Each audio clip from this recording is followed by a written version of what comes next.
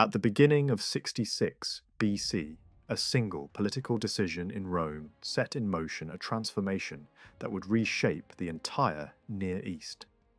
A tribune of the plebs, Gaius Manilius, secured the passage of a law granting Gnaeus Pompeius Magnus, Pompey, the supreme command in the war against King Mithridates VI of Pontus and King Tigranes of Armenia. Few could have predicted that within just 3 years this mandate would lead not only to military victories, but to a sweeping administrative reordering of territories stretching from Asia Minor to Syria and beyond. At first glance, the measure appeared straightforward. Pompey was to finish the war in the east. Yet the authority granted to him was broad enough to allow decisive action. Later, writers describe the law as giving him the power to wage war, negotiate peace, and determine alliances according to his judgment. Although such descriptions may exaggerate the scope of his command, the realities on the ground demanded flexibility. The eastern Mediterranean lay far from Rome, and events were unfolding rapidly. It would have been impractical, if not impossible, for a general operating in such conditions to seek approval from the Senate for every diplomatic move or military decision. Whatever the precise wording of the law, Pompey clearly understood that he possessed both the authority and the opportunity to reshape the political landscape of the region. Initially, the focus remained on Mithridates. After a series of engagements, the Pontic king was driven from his homeland and forced to flee across the Caucasus toward the Bosporan kingdom. With his main enemy in retreat, Pompey shifted his attention eastward. The next target was Armenia, ruled by Tigranes II, whose earlier alliance with Mithridates had long irritated Rome. Years before, Tigranes had refused Roman demands to hand over his father-in-law. More recently, Armenian forces had supported Mithridates in a campaign that resulted in serious Roman losses. The reckoning had been postponed, but not forgotten. As Pompey advanced toward Armenia, internal tensions within the Armenian royal house offered him an unexpected advantage. Tigranes' own son, also named Tigranes, had rebelled against his father and suffered defeat. Seeking support, the younger prince approached Pompey and offered to guide him into the heart of the kingdom. The Roman commander accepted. Together, they moved toward the Armenian capital of Artaxata, receiving the submission of cities along the way. Faced with the rapid Roman advance and the defection of his son, Tigranes the elder chose not to risk open battle. Instead, he surrendered. Pompey's settlement was firm but calculated. Tigranes was allowed to retain his ancestral kingdom. Yet, he was required to pay a massive indemnity. More importantly, he was stripped of the vast territories he had accumulated during decades of expansion. At the height of his power, Tigranes had built a great Armenian empire extending into Syria, Phoenicia, Cilicia, parts of Cappadocia, and deep into Mesopotamia. That empire was now dismantled. Territories west of the Euphrates, including former Seleucid lands in Syria, were removed from Armenian control. Regions in Cappadocia that had been seized only recently were restored. To the north and east, kingdoms such as Iberia and Albania regained their independence. Areas in Mesopotamia and Adiabene that had once been taken from the Parthians were no longer under Armenian domination. What had been a sprawling imperial structure was reduced to its original core. Sophene, one of the earliest acquisitions of Tigranes, was initially granted to the younger Tigranes. Yet this arrangement did not last. Tension soon arose between the prince and Pompey, and the young claimant was eventually arrested and removed from power.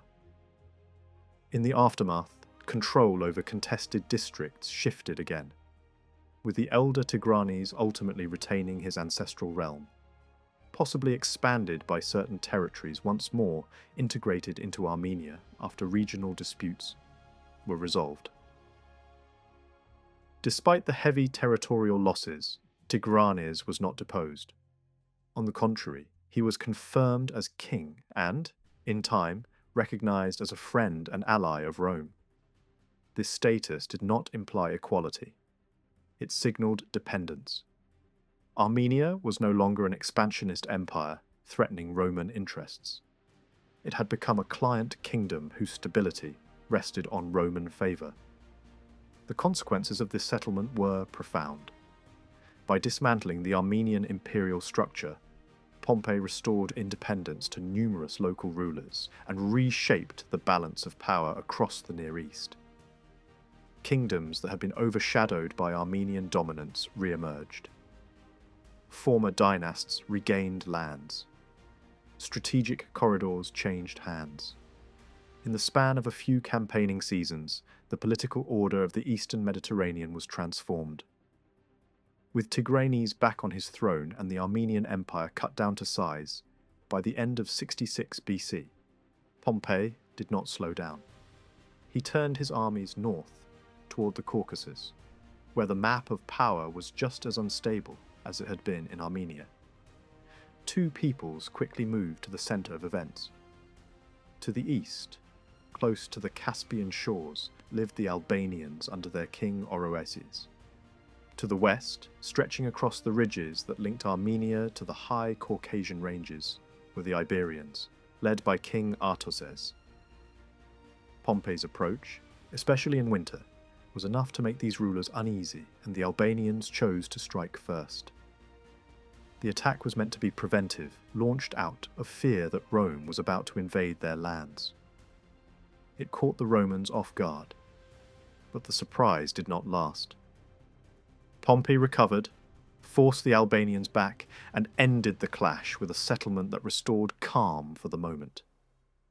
The following year brought new fighting. Pompey moved against the Iberians, defeated them, and secured a political arrangement with their king. The details are difficult to pin down, but the outcome was clear enough. Iberia was now tied, in one form or another, to Rome's rising influence in the region. After this, Pompey pushed toward Colchis, the coastal zone on the eastern Black Sea. The logic was obvious. Mithridates had fled in that direction earlier, and Pompey wanted to close the trap. From Colchis, he even considered pressing farther north toward the Bosporus, where Mithridates had taken refuge. But geography and logistics shaped the campaign as much as strategy did. North of the Caucasus, the tribes were openly hostile, and the coastline offered too few safe harbours for a fleet to keep the army supplied. Rather than gamble everything on a risky march into poorly supported terrain, Pompey turned back toward Pontus through the mountain routes. To tighten pressure on Mithridates, he ordered a sea blockade, hoping starvation and isolation would do what open battle had not. Even then, the Caucasus was not finished with him. The Albanians rose again. Pompey fought them a second time, won again, and imposed another peace.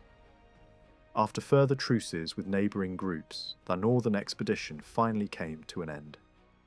Yet one problem remains when trying to understand these campaigns. The reasons behind them do not fit neatly into a single explanation. Some ancient narratives portray the wars as accidental, local peoples blocking passage, forcing the Roman army to fight its way through. Others suggest Pompey was simply marching through the region because it lay on the road to Mithridates. But the length of the campaign and the route Pompey chose hint at something more deliberate. If the only goal had been a direct pursuit of Mithridates toward the Bosporus, a different path would have made more sense. Instead of moving straight through Iberia toward the Black Sea, Pompey shifted eastward and wintered near Albanian territory. That choice suggests he had business in the region beyond simple transit. It looks less like a detour forced on him, and more like a calculated move. Personal ambition may have played a part. Roman commanders were not immune to the appeal of spectacular victories at the edges of the known world. But strategic motives likely mattered too. These Caucasian peoples had once fallen under the shadow of the Armenian Empire at its height and had contributed soldiers when Armenia confronted Rome in earlier years. Pompey, having dismantled Armenia's wider dominion, may have wanted to make sure the northern kingdoms did not slip into another great power's orbit, or become future threats themselves. By showing force, extracting hostages or promises and imposing settlements, he could push local rulers into a new political reality. Rome was now the power that mattered. After returning south into Pontus and securing peace in the Caucasus, Pompey entered a new phase of the campaign, one that looked less like war and more like management. Around this time, messages arrived from the Parthian king Phraates. The Parthian court was watching closely. Pompey's victories, Armenia's submission, and Roman movements toward the Euphrates and beyond had changed the balance of power overnight. Phraates wanted to renew an earlier understanding, though what exactly that agreement contained is hard to reconstruct. The simplest explanation is that Pompey and the Parthian king had previously reached a working arrangement about the reshaping of Armenia's southern gains, especially the lands tied to Mesopotamia and neighbouring districts. Once Roman officers began moving deep into the riverlands, and once Roman troops operated close to the routes leading toward the Tigris, Parthia's alarm was predictable. Phraates' embassy was, in effect, asking, are the old promises still valid, or is Rome now pushing into spaces Parthia considers its own? Pompey's response did not calm Parthian nerves. He gave no satisfying reassurance and instead acted in ways that played rival kings against each other.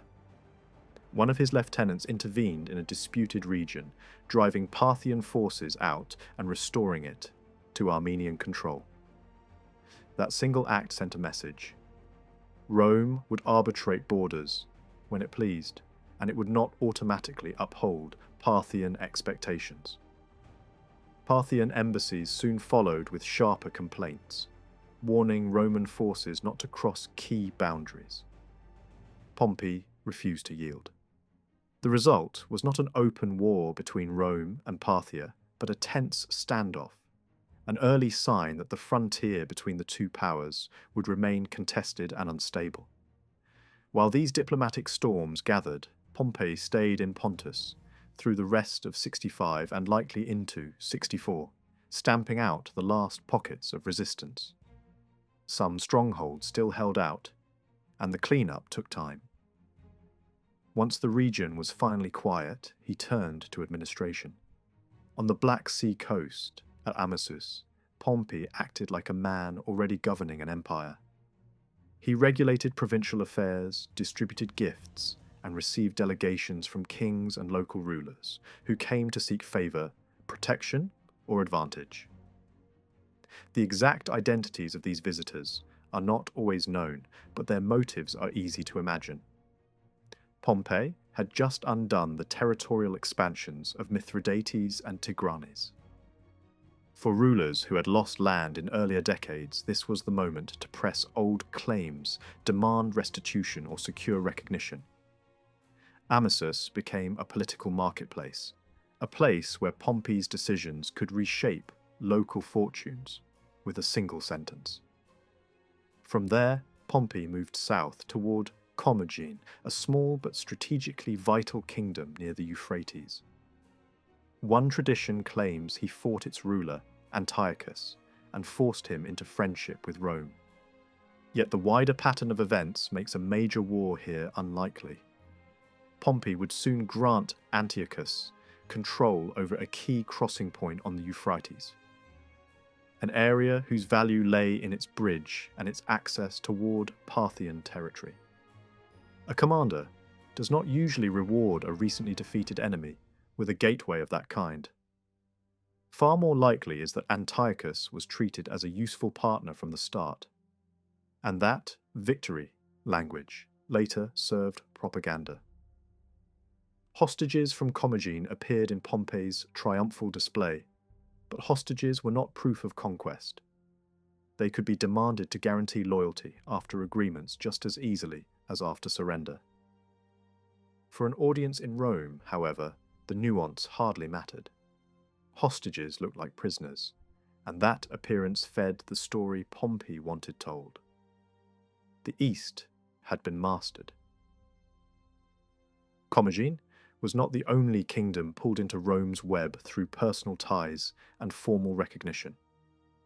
Pompey extended similar treatment to other rulers. Armenia's king, once an enemy, could be presented as a friend and ally after submission. Parthia's king could be greeted as a partner when it suited Rome, then frustrated when Roman interests shifted. These relationships were often described with words like friendship and alliance, but the reality behind those labels was not always consistent. Sometimes such ties grew out of formal treaties. Sometimes they grew out of practical cooperation, diplomacy, or sheer necessity. Even the language used to describe them was slippery. Friend, ally, and the combined phrase friend and ally could blur into one another. What mattered was not the title itself, but what Rome expected in practice: obedience, stability, and alignment with Roman priorities. By the time Pompey entered Syria in 64, the last remnants of the Seleucid kingdom were barely functioning. A Seleucid prince, Antiochus XIII, came forward asking to be confirmed as king over Syria and Cilicia. He had earlier returned to Antioch after Armenian control collapsed, reviving Seleucid rule after many years of chaos. For a brief period he held authority, recognized locally and treated as legitimate by Roman commanders. But the ground beneath him never stopped shifting. He suffered military defeat, faced unrest in Antioch, and then found himself entangled in rival claims backed by regional strongmen. A competing claimant was crowned with the support of an Arab leader, while Antiochus turned to another local ruler for help. The game was no longer decided by dynastic right alone. It was decided by who could raise soldiers, who could buy loyalty, and who could survive the next crisis. When Pompey assessed the situation, he saw a kingdom that could not defend itself, could not police its borders, and could not guarantee stability. A fragile monarch on a shaky throne was a risk Rome did not need. If Syria remained weak, other powers would fill the vacuum. Regional warlords, neighbouring kingdoms, or eventually Parthia. Pompey chose a different path. He rejected Antiochus's petition and turned Syria into a Roman province, the first permanent Roman provincial base in the Near East. It was a decisive break from the older habit of ruling through local kings. Here, Rome would rule directly because the old royal structure had lost the capacity to function. From Antioch, Pompey moved south toward Damascus, and along the way he dealt with local rulers whose power had grown in the Seleucid collapse.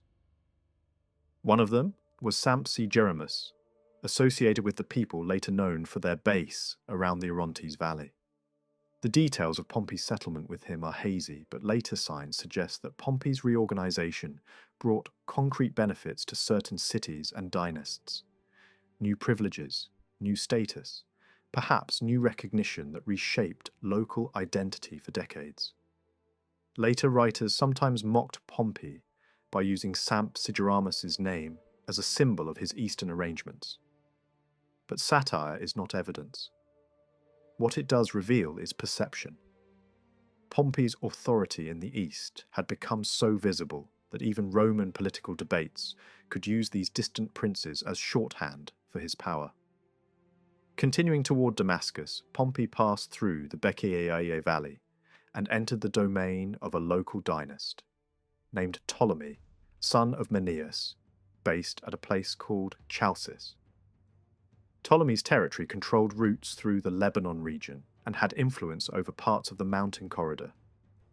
Along the coast, between key Phoenician cities, fortified strongholds were linked to raiding and piracy.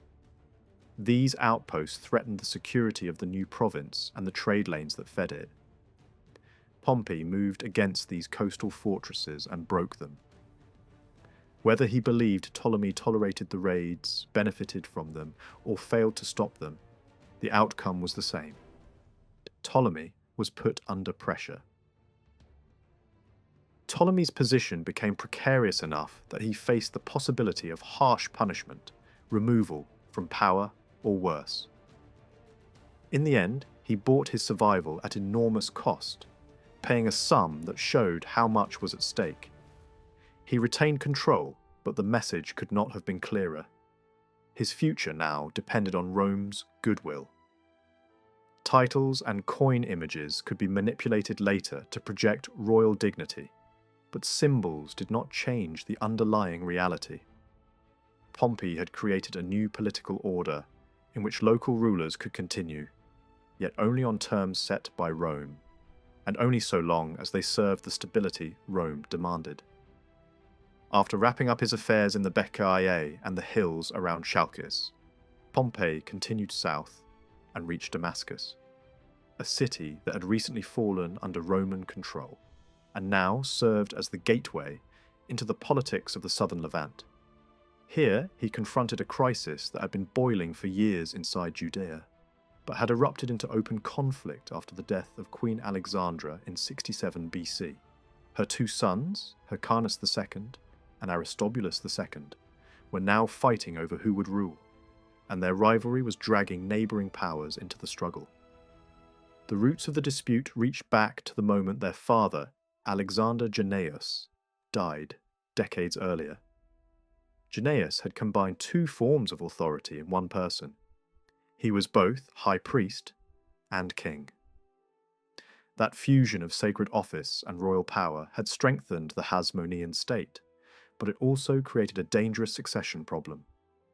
When he died, the crown passed to his widow, Alexandra. Yet religious tradition did not allow her to hold the high priesthood. To preserve the system, she placed Hyrcanus, her older son, in the role of high priest. Hyrcanus gained prestige and religious authority, and for years he held that position while his mother governed as queen. Aristobulus, the younger brother, never accepted this arrangement. He saw the high priesthood as the key to real control, and he believed Hyrcanus was too passive to lead. The moment Alexandra died, Aristobulus moved quickly. He raised armed supporters, challenged Hyrcanus directly, and forced a decisive outcome. Hyrcanus, who had inherited the royal title on top of his priestly office, was defeated. Under pressure, he surrendered both positions, crown and high priesthood, to his brother. For a brief instant, it looked as if the struggle might end there, because Hyrcanus was willing to step aside. The war resumed only because another figure stepped into the vacuum.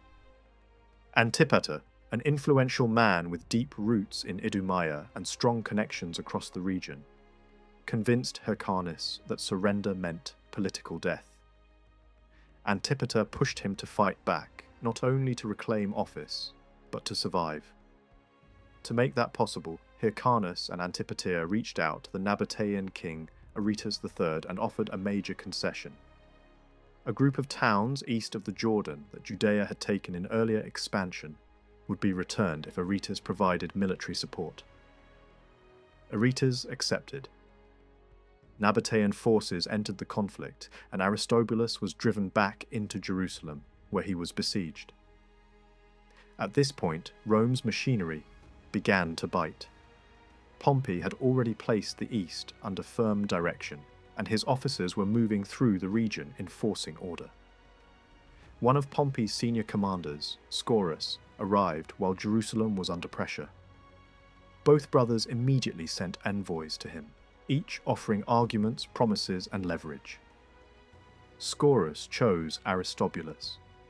He ordered Aretas to lift the siege and withdraw, and the Nabataeans complied. Aristobulus gained breathing room, and Hyrcanus lost momentum. Yet the conflict was not settled, because the dispute was no longer just a local rivalry. It had become a test case for Roman arbitration. When Pompey himself reached Damascus, he was met by three forces at once. Aristobulus came to press his claim. Hyrcanus came to recover what he had lost. And alongside them arrived a delegation from within Judea itself, men who argued that the entire experiment of kingship should be ended and that the country should return to being governed only through the high priest, without a royal crown at all. This third voice mattered because it framed the crisis as more than a family feud. It suggested deep internal division, and it hinted that whichever brother Rome backed, the country could remain unstable unless the political structure itself was altered. Pompey initially held back from an immediate decision. He considered travelling farther south and east to inspect conditions in Nabataean territory and confirm that Aretas would obey Roman instructions in the future. But events in Judea moved faster than diplomacy.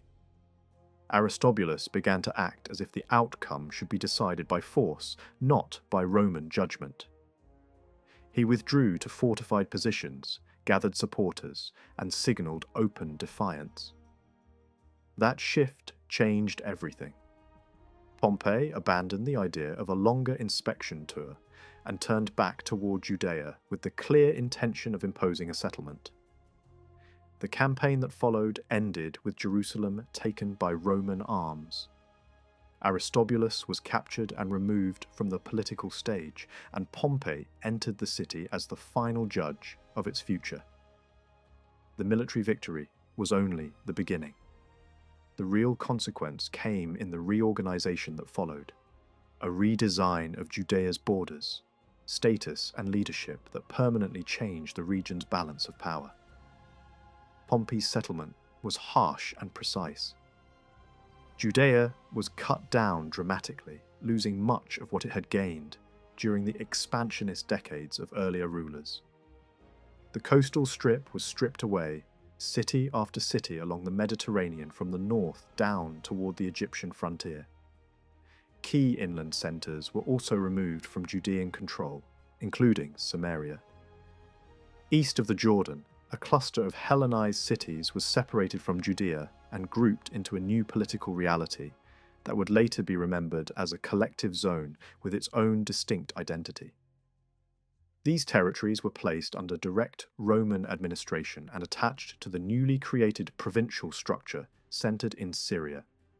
Even additional districts that had been tied to Judea's earlier growth were likely removed, tightening the core of the state further. Hyrcanus was restored, but only partially. He returned as high priest in Jerusalem and was granted formal leadership over the people. Yet, he was not allowed to wear the royal diadem. The crown, the symbol that turned religious authority into monarchy, was deliberately withheld. Judea became smaller, weaker, and more dependent. The remaining territory under Hyrcanus was largely the heartland, Judea proper, with limited control over adjacent regions, that could still be managed from Jerusalem. On top of that, tribute was imposed, tying the country financially to the new Roman order. Why did Pompey choose such a severe solution? No single explanation survives in a neat, official statement, but the logic is not hard to trace. Judea had been torn apart by civil conflict since Alexander's death, and even before that, the seeds of rivalry had been visible. Pompey needed stability on the southern flank of the new Syrian province. A divided Judea, capable of dragging Nabatea and other neighbours into war, was a strategic headache. By removing Aristobulus and restoring Hyrcanus in a reduced, controlled role, Pompey created a leadership that would be unlikely to challenge Rome directly. The territorial losses and the loss of kingship also served another purpose. They made Hyrcanus' position insecure enough that loyalty became his safest option. If he wanted anything restored in the future, land, status, prestige, he would need Roman goodwill. At the same time, Pompey's choice also aligned with the internal faction that opposed monarchy altogether. By ending the royal title while preserving the high priesthood, Pompey could claim to be respecting local tradition and appeasing conservative voices, even as he tightened Rome's grip. It was a settlement designed to calm a civil war, weaken the state that had produced it, and ensure the leadership left in place could not easily break away. After Judea was reshaped, Pompey appointed a senior Roman official to remain in the region as the first governor overseeing Syria's new provincial system. Pompey himself then turned back toward Asia Minor, and from there returned to Italy. In Rome, he celebrated a triumph that presented the Eastern campaign as a series of victories, and in political terms, it truly was. A few years later, his decisions in the East were formally confirmed through Roman legislation, locking his rearrangements into the official structure of the Republic. What began as a mission to finish a war against Mithridates and deal with Armenia ended as something much larger, a redesigned political map for the entire Near East. Pompey did not simply defeat enemies. He reorganized states, redrew borders, elevated some rulers, reduced others, and turned rivalry and dependence into tools of imperial control. Direct annexation was not his default method. Only in Syria did Rome impose full provincial rule, because the local royal structure had collapsed into weakness and could no longer guarantee order.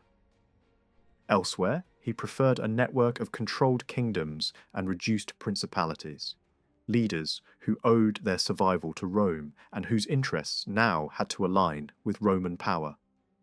Caesar's murder landed at a moment that could hardly have suited Parthia better. Only days stood between the Ides of March in 44 BC and Caesar's planned departure for the Eastern Front, where he intended to take personal command and begin a war against the Parthian Empire. At that point, Parthia was the one state in the wider Near East that could match Rome in sheer scale, manpower, and strategic depth.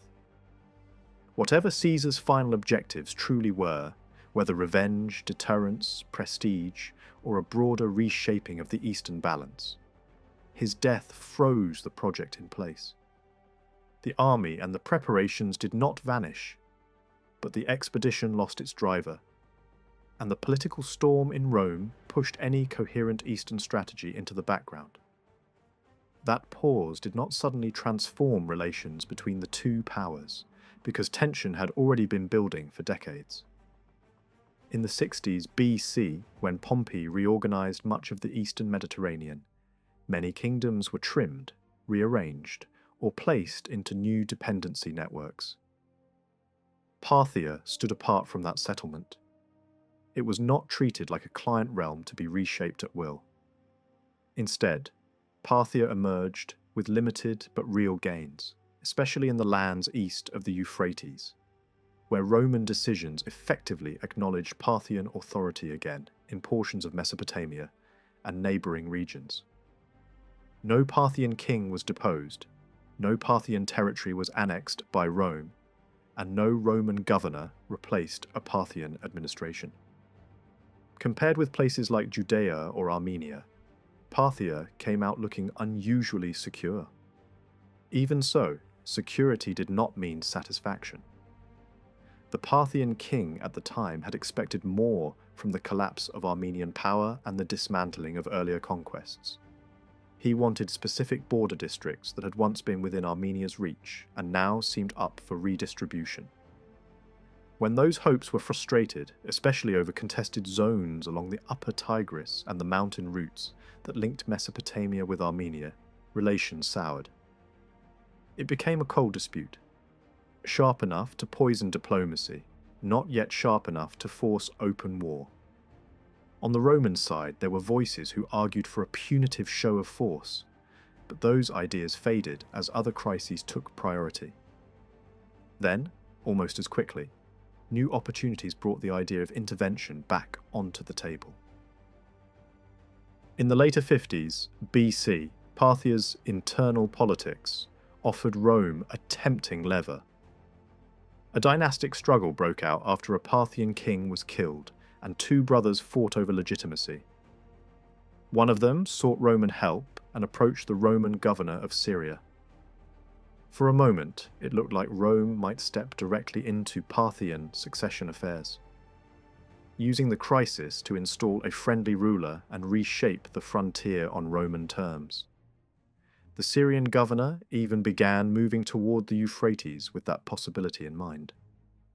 But then, a rival request arrived from a very different direction: Egypt. The deposed Egyptian king came with money, promises, and powerful Roman backing. The governor changed course. Rome chose to restore a client monarch in Egypt rather than gamble on engineering a Parthian outcome. Once again, a direct showdown with Parthia was avoided. That restraint did not last. In 54 BC, Crassus, one of Rome's most prominent men and a political partner of both Pompey and Caesar, crossed the Euphrates and invaded Parthian-held territory. The opening moves brought some quick successes, but the campaign ended in catastrophe. In 53 BC, the Roman army was smashed, the commander was killed, tens of thousands were dead or captured, and Rome's military standards were taken as trophies. Beyond the immediate losses, the psychological shock was immense. Rome's eastern policy shifted into defensive posture. The initiative had moved to Parthia, and Parthian leaders understood that Roman confidence had been punctured. Raids and pressure followed. Roman provinces in the east were tested, probed, and in places overrun, especially as Parthian forces pushed into Syria and threatened nearby Roman-held regions. Roman officials along the frontier began writing in anxious terms about the danger of escalation. It was not simply fear of skirmishes. It was fear of a major invasion that could unravel Rome's hold over the Levant. Then Rome turned on itself. In 49 BC civil war erupted, and Parthia discovered a new tool: involvement in Roman internal conflict. From Parthia's point of view, Roman civil war was an opening. A divided superpower is easier to pressure than a united one. Parthian support tended to drift toward Rome's anti-Caesarian forces, not necessarily from ideological sympathy, but because those factions controlled the territories Parthia cared about most: Syria, parts of Asia Minor, and the eastern approaches to the Euphrates. Parthian units appeared as auxiliaries alongside Roman dissidents and commanders who challenged Caesar's appointed officials. In practical terms, that meant Parthia could influence events west of the Euphrates, without formally declaring war on Rome as a whole. After Caesar's assassination in 44 BC, the eastern provinces became a prize in the next phase of Roman conflict. One of the chief conspirators, Cassius, left Italy and moved towards Syria. He did so without the legal assignment of the province, bypassing what had formerly been allotted to him and acting on the assumption that power would follow force. By early 43 BC, he entered Syria and step by step secured the allegiance of local Roman armies and commanders. Within months, he was effectively the master of the province in military terms, even before Rome's Senate fully recognized his authority. Cassius's position was strengthened by a separate crisis. Dolabella, a Roman leader who had been assigned Syria but instead marched into Asia and committed a political murder that shocked Roman opinion. The Senate declared him an enemy, stripped him of legitimacy, and eventually endorsed Cassius as the commander who would bring him down. Dolabella tried to force his way into Syria anyway, but he arrived too late and too weak. Cassius pushed him into a defensive corner at a coastal city, tightened the siege, and Dolabella ended his own life rather than submit. With that, Cassius held Syria securely, militarily, administratively, and strategically. What mattered next was the kind of army Cassius built. It was not just Roman legions, it included large numbers of allied and auxiliary troops, infantry units raised locally, and cavalry drawn from the wider Near East. Among those auxiliaries were Parthians. Contemporary accounts make it clear that Parthian forces took part in the fighting connected to Cassius' consolidation in Syria and his suppression of enemies. This is significant because Parthia did not have to take sides in Rome's internal struggles. It chose to do so. The question is why? One simple explanation circulated. Cassius had a reputation in Parthian eyes. Years earlier, during Crassus's doomed invasion, Cassius had played a central role in organizing the Roman retreat after disaster. Parthian commanders may have respected his competence, even as an enemy. That kind of prestige can matter in frontier politics, especially when an opponent proves dangerous and disciplined. Yet reputation alone is rarely enough to explain policy. Parthia's leadership likely had a broader calculation. The presence of Parthian horse archers in Syria increased Parthian influence west of the Euphrates, offered leverage over local rulers, and created a relationship of obligation with the Roman commander, who now controlled the province that had once served as the launching pad for a Roman invasion into Mesopotamia. It was a way to shape the frontier without openly triggering a full Roman retaliation, because Rome itself was fractured. In early 42 BC, the war widened again. Cassius began planning action against Egypt, aiming to punish Cleopatra for her alignment with his rivals. But another message arrived. The forces of Octavian and Antony were moving toward the eastern war zone. Cassius abandoned the Egyptian plan and turned his attention to the coming showdown. At that moment, the Parthian element in his army became even more important. Some accounts claim he sent Parthian mounted archers back to their king with gifts, while simultaneously dispatching an envoy to request additional support. The envoy was Quintus Labienus, a Roman who would later become infamous for switching sides and returning with Parthian armies to ravage Roman territory. This is where the story turns dark. Labienus did not simply act as a messenger and return. He remained with the Parthian court, bound himself to Parthian interests, and later marched back into Roman lands beside a Parthian prince, spearheading a major invasion. Whether Parthian reinforcements were intended to reach Cassius and Brutus in time for the decisive battles remains uncertain. Different reports pull in different directions. Some suggest Parthian aid arrived too late to matter. Others describe Brutus and Cassius fielding substantial numbers of mounted archers and cavalry from the east at the time they faced Octavian and Antony in Macedonia. Those descriptions are detailed enough to paint a picture. Brutus with mixed cavalry drawn from the western provinces and the Balkans, Cassius with cavalry drawn from multiple peoples, and, crucially, a sizable body of mounted archers associated with eastern peoples. Arabs, Medes, and Parthians among them. This does not prove a single clean timeline for when each group arrived, but it does underline a broader reality. The Tyrannicide's army was not a purely Roman force. It was a coalition built out of Rome's eastern sphere, and Parthia had a hand in that coalition. If Parthians did stand in the ranks near Philippi, their presence would fit the larger strategic logic. Parthia had every reason to keep Rome divided and distracted. Helping Cassius and Brutus did not require Parthia to conquer Syria immediately.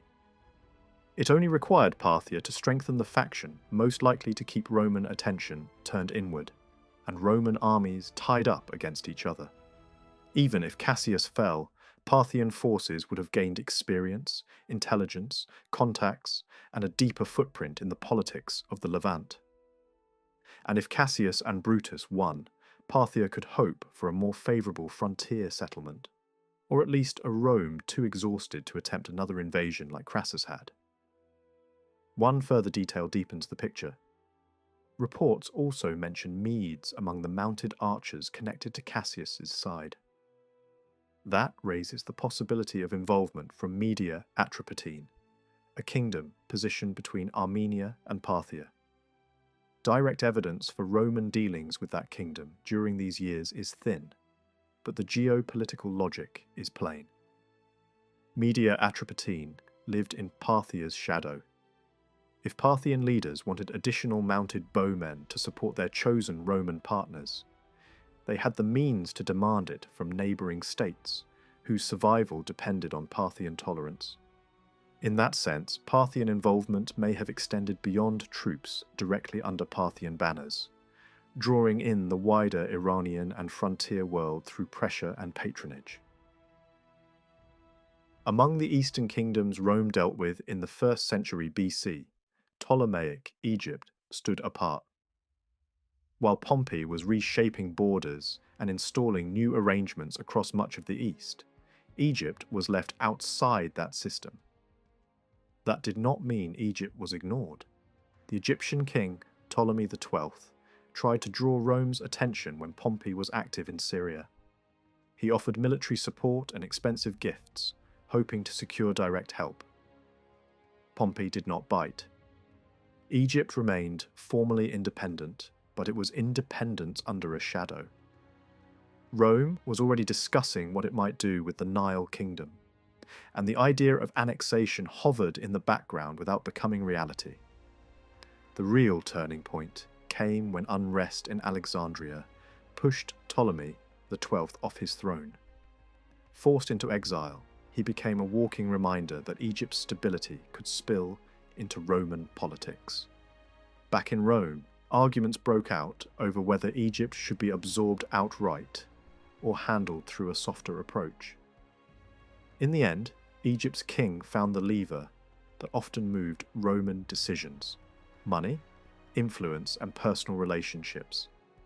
He promised an enormous payment and secured recognition from powerful Romans, recognition that sounded impressive, but proved fragile. When he was driven out, the title did not protect him. His return was decided not by calm institutional planning, but by a mix of bribery and pressure. The Roman governor of Syria, acting without a clean mandate from Rome's governing bodies, marched into Egypt and restored Ptolemy XII. It was not the first time Roman power had been pulled into Ptolemaic disputes, and it would not be the last. Egypt's throne was valuable, unstable, and politically contagious, exactly the kind of prize that kept dragging outside powers into its internal fights. A few years later, another crisis erupted, this time inside the royal household itself. After Ptolemy XII died, Cleopatra and her younger brother Ptolemy XIII ruled together in name, but rivalry defined the relationship. The conflict escalated until it became open confrontation. When Julius Caesar arrived in Egypt, he stepped into the dispute and tried to impose a settlement. That settlement did not hold. Fighting broke out in Alexandria, and Caesar threw his weight behind Cleopatra. The war ended with Cleopatra victorious and her brother dead. To stabilize the dynasty, Caesar promoted a new arrangement in which Cleopatra ruled alongside another younger brother, Ptolemy XIV, presented as co-ruler and husband in the traditional style of the court. Cleopatra's position soon became intertwined with Rome itself. She travelled to the capital and remained there for an extended period, living close to the centre of Roman power. Then Caesar was assassinated. Cleopatra returned to Egypt, and from that moment her choices mattered more than ever, because Rome was not just Rome anymore. It was competing factions, rival armies, and men claiming to act in Caesar's name while preparing to fight each other. In that early chaos, Cleopatra aligned with Dolabella, a Roman leader tied to Caesar's circle. When Dolabella clashed with Cassius in the eastern provinces, Cleopatra backed him with money and naval support. A fleet on the coast gave Dolabella breathing room and allowed him to hold out longer than he otherwise could have. Cleopatra also attempted to move Roman legions that were stationed in Egypt toward the wider conflict, placing them under a commander linked to Dolabella's operations.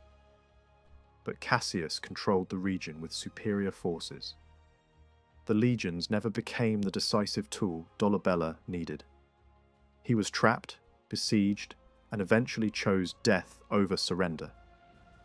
Cleopatra's bet did not save Dolabella, but it was not necessarily wasted. In the power politics of the late Republic, support could be converted into recognition, favours, and legal cover.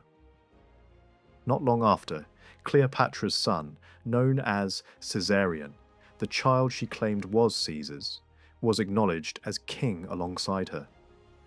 This did not require removing a living co-ruler, because Cleopatra's previous partner on the throne, Ptolemy XIV, had already died. What changed was Rome's attitude. It was willing to validate an internal royal arrangement in Egypt, when it suited Roman interests. For decades after Seleucid authority faded from Palestine, Judea and Rome kept each other at arm's length. Contact existed, but mostly in the form of occasional embassies and formal agreements. That distance collapsed when a Hasmonean succession dispute turned into a regional security problem. After Queen Alexandra died, two brothers, each claiming both religious supremacy and royal power, pulled the country into open rivalry. Their conflict did not stay local. From the Roman perspective, instability in Judea threatened the balance in Syria and the wider eastern territories. A settlement was no longer optional. When Pompey arrived in the region, both sides tried to win him over. He ended the deadlock by backing Hyrcanus against Aristobulus.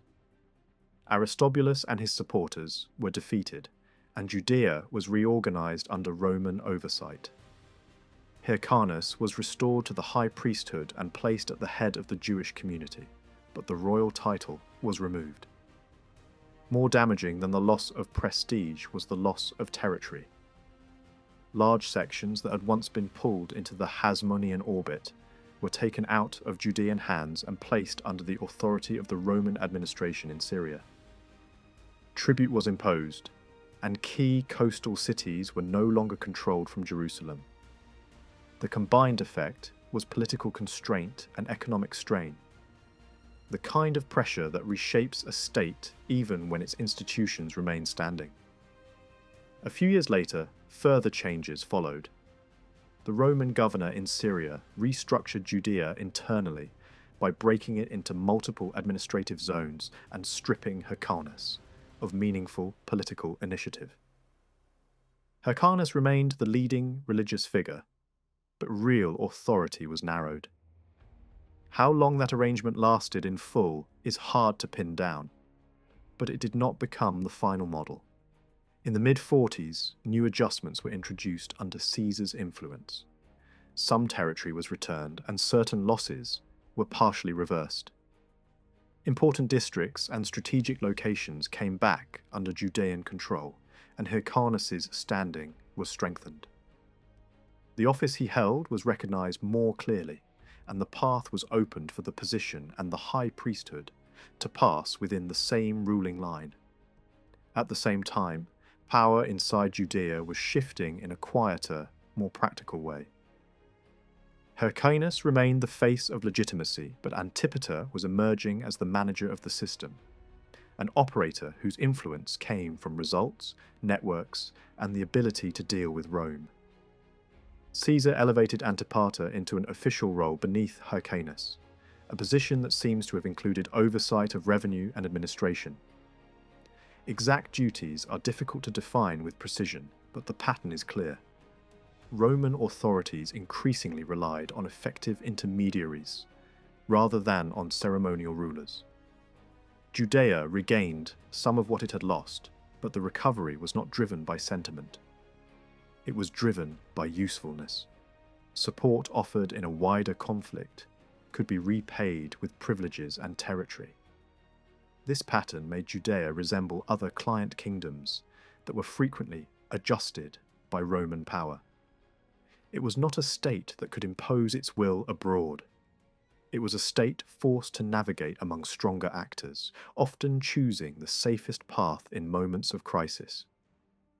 Allegiance could shift between rival Roman leaders, not out of ideology, but out of survival. Personal friendships mattered, but they did not always outweigh calculation. In a civil war world, loyalty was often measured against risk. That context matters when the story moves into the turbulent years after Caesar's assassination.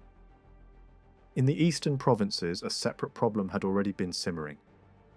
A rebellion among Roman troops in Syria, linked to a commander who established himself as a rival power base. The revolt began with the killing of a Caesarian representative and grew into a serious military challenge, centered on fortified positions and supported by defecting soldiers. Caesarian governors and commanders tried repeatedly to suppress it, but it proved stubborn. Fighting dragged on across years, pulling in fresh forces and turning Syria into a prolonged battleground within Rome's own fractured world. Judaea did not stand aside. Antipater sent aid into Syria, and his sons participated in the effort. Part of the motivation was political memory. The family had benefited from earlier Caesarian favour, and in a moment of uncertainty it made sense to reinforce those ties. But another motive was more immediate.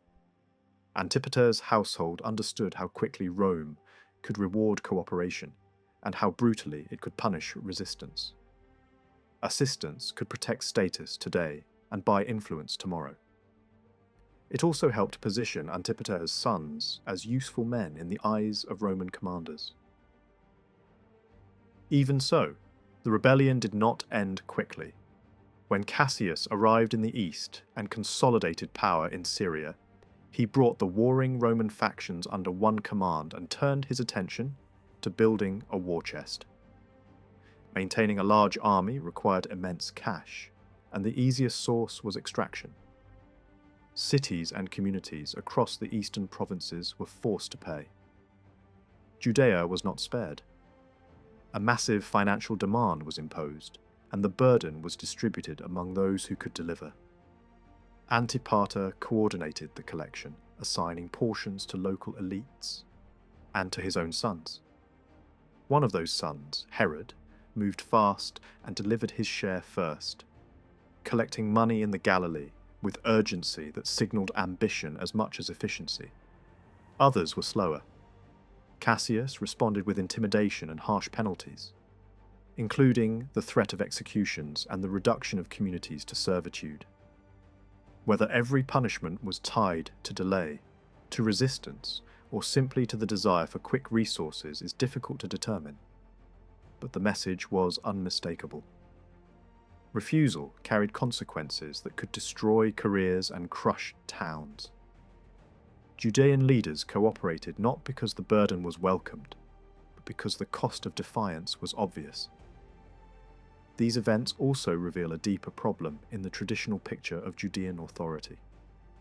Hyrcanus appears in the background, while Antipater and his sons operate at the centre of action, collecting money, negotiating, intervening, and managing crises. Whether Hyrcanus was truly passive or whether later storytelling minimized his role, the political reality on the ground increasingly favored the Antipatrid household. They were the ones who acted, while the high priesthood supplied legitimacy. Herod, in particular, benefited from the moment. His rapid delivery of funds impressed Cassius and strengthened his standing with Roman commanders. He received a new or renewed command role in the broader Syrian landscape, with soldiers under his authority and an enlarged sphere of action. The exact labels are less important than the practical result. Herod was being treated as a military and administrative actor beyond Judaea itself. This was a major step in the transformation of a regional strongman into a figure with wider Roman backing. Then an internal conflict erupted within Judea's own elite.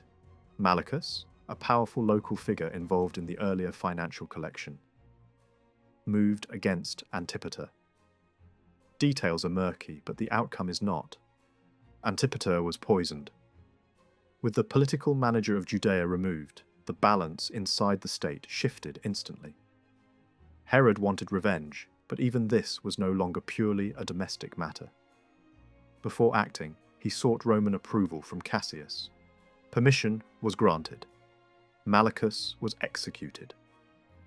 In the patchwork left behind by the shrinking Seleucid world, a small principality took shape in the hills and valleys of southern Syria. It was known as Chalcis, and for a long time it appears to have operated without any clear, recorded political exchange with Rome. That silence is striking, especially because nearby Judaea was already sending embassies and negotiating formal ties. Chalcis, by contrast, sits in the historical record like a quiet frontier lordship, present, active, but not yet pulled into Rome's orbit. That changes abruptly when Pompey arrives in the Near East and redraws the political map. By this point, the prince of Chalcis is Ptolemy, the son of Menneus, a ruler whose influence seems to have covered the Bekaa Valley and the Lebanon range, and possibly reached to a chain of coastal strongholds between Tripolis and Byblos. Those coastal positions mattered. Fortified points along the sea could become gateways for raids, private warfare, or foreign connections. Pompey appears to have treated them as a threat. The maritime fortresses were dismantled, and Ptolemy's position was no longer secured simply by local strength. Survival now required accommodation. A heavy payment was demanded, the kind of financial shock that signals a new reality. The small prince may keep his throne, but only by acknowledging the new order. Even with these disruptions, Rome does not seem to have repeatedly reshaped Chalcis in the decades that followed. The principality remains largely intact on paper, its ruler left in place, its internal structure not constantly reworked, at least until the Roman world itself breaks open again. That breaking point arrives with civil war. In Syria, a dramatic episode unfolds when a renegade Roman commander, Caecilius Bassus, becomes the core of a dangerous rebellion. Caesarian officers attempt to crush him, and they do receive help from local allies. Judean figures, including Herod and his brother Phasael, appear in this landscape as active supporters of the Caesarian side.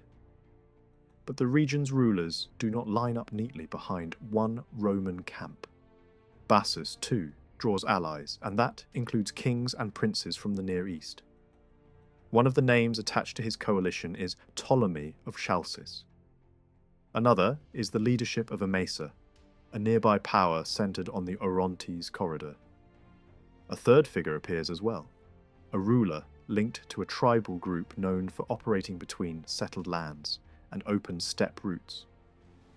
The sources do not always explain what each ally contributed. Support might have meant armed men, money, equipment, intelligence, safe routes, or sanctuary.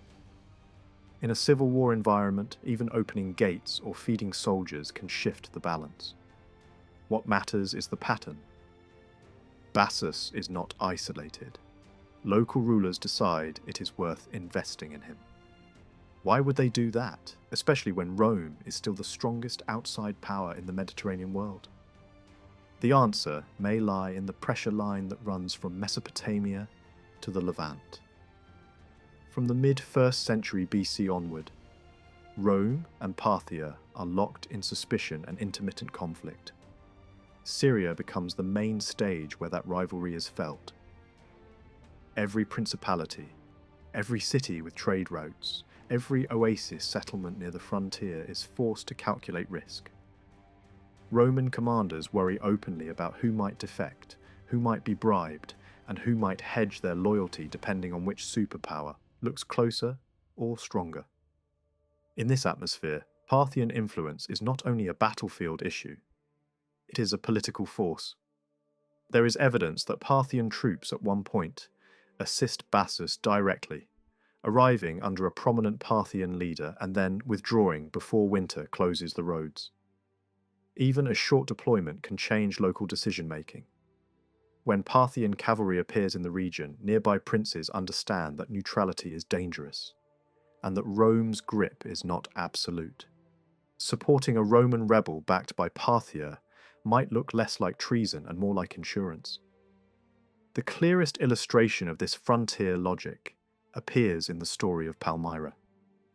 Palmyra sits near the great corridor leading toward the Euphrates, wealthy through trade and skilled at surviving between giants. When Antony later attempts to punish or plunder the city, the accusation offered is revealing. Palmyra, located between Roman power and Parthian power, deals with both sides carefully. Merchants carry goods coming from the east, Indian and Arabian products moving through broader networks, and sell them into Roman territory. Whether the raid was truly about loyalty or simply about money, the political point remains sharp. A frontier city can prosper only by balancing, and that balancing is seen by great powers as suspicious, even when it is practically unavoidable. This matters for Chalcis and Emesa because the same geography shapes them. When a region sits close enough to the Parthian sphere to feel its pull, political alignment becomes less about ideology and more about survival. Ancient observers themselves suggest a rule of thumb. Leaders tend to follow whichever great power is nearest, or most immediately dangerous. Those closest to the frontier may lean toward Parthia, while those farther away may lean toward Rome. It is a strategy of proximity, shaped by trade, raids, and the simple logic of who can reach you first with an army. So when Ptolemy of Chalcis and the rulers of Emesa appear as allies of Bassus, it may reflect this frontier calculation. The timing is important. Northern Syria is full of Roman legions fighting other Roman legions. That distraction weakens Rome's ability to police the wider countryside. If Parthian agents or allied leaders decide to press westward, through diplomacy, intimidation, promises or quiet threats, this is the perfect moment. The princes nearest to the pressure zone may feel forced to cooperate with the Roman faction that seems most compatible with Parthian interests. Emesa is especially interesting because its relationship with Rome had not always looked hostile. In earlier years, Emesene leaders appear as reliable partners. They warn Roman officials about Parthian movement. They contribute forces when Roman commanders fight abroad. In other words, their prior behaviour suggests a stable, pro-Roman alignment, until the Civil War era changes the risk map.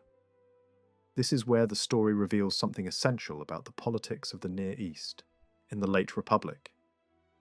Loyalty is often flexible. Alliances are not permanent expressions of identity. They are tools. A ruler may support Rome against a foreign threat one year and then support a different Roman faction the next, especially if Parthia is pressing from the east and Rome is divided at the centre. Past friendship matters, but it can be overridden by immediate danger. The calculation becomes simple.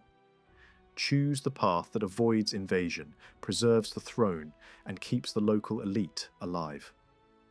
In that world, Bassus becomes more than a rebel. He becomes a magnet for regional hedging.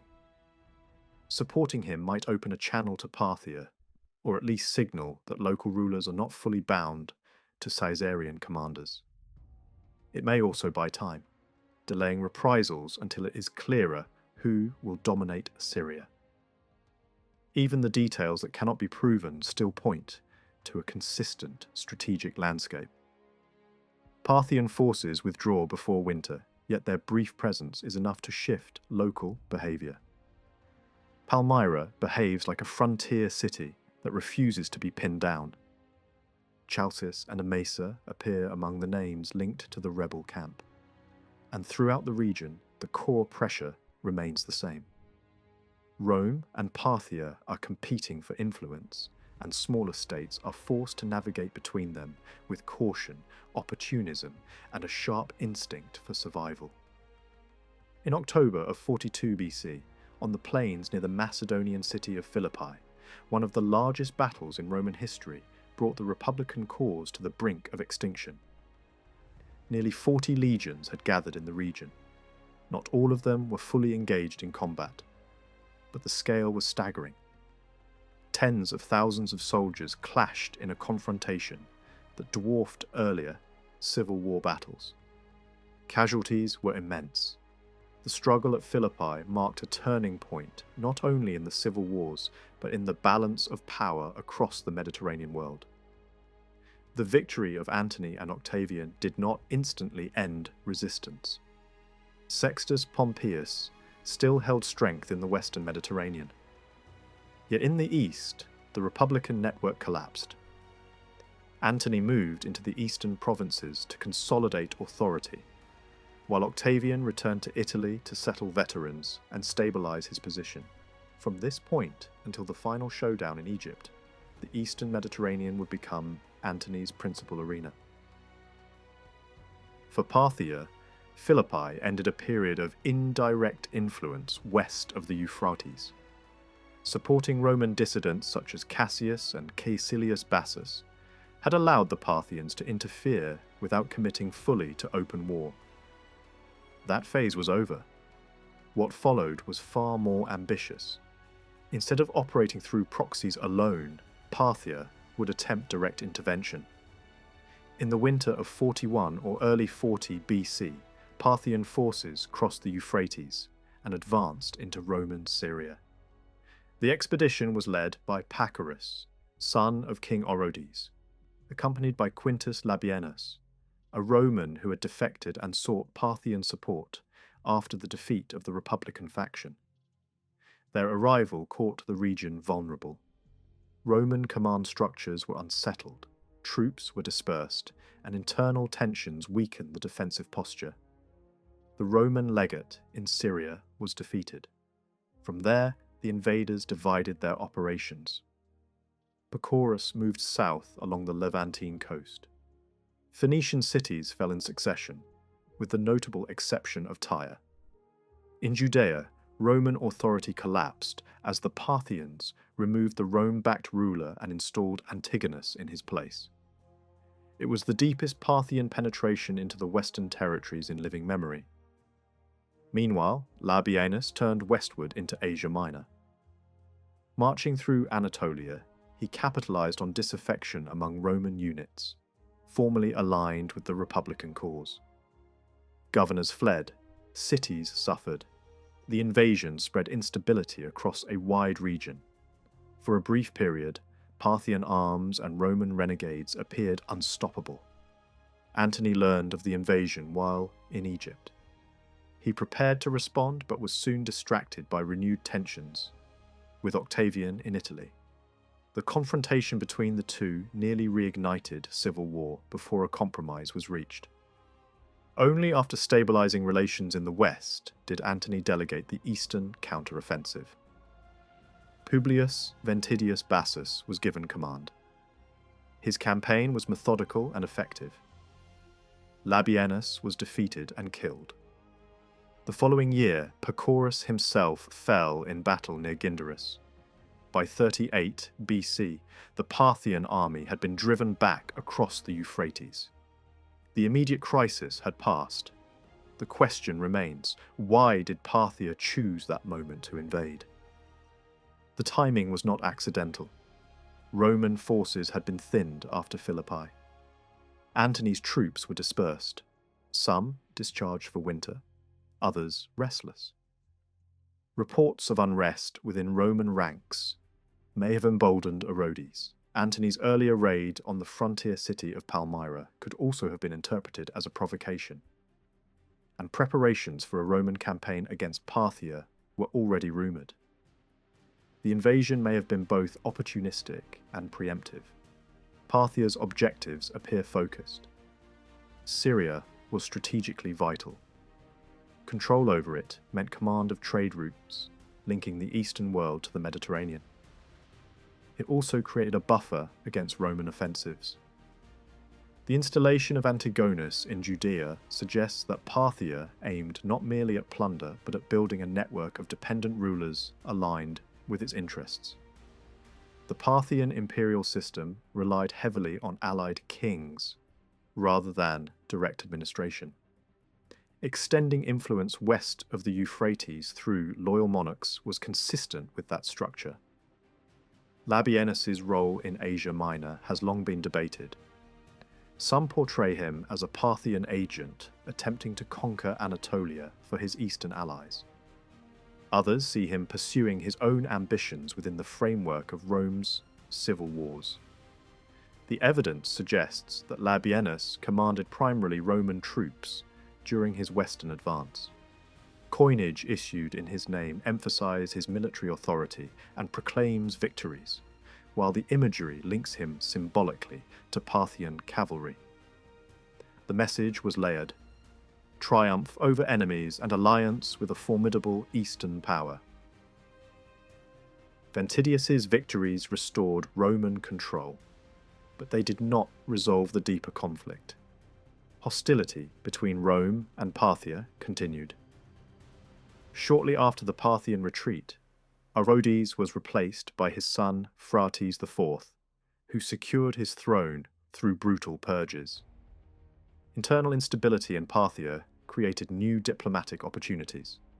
One prominent Parthian noble defected and offered Antony sweeping promises: support for a Roman advance and influence within the Parthian realm.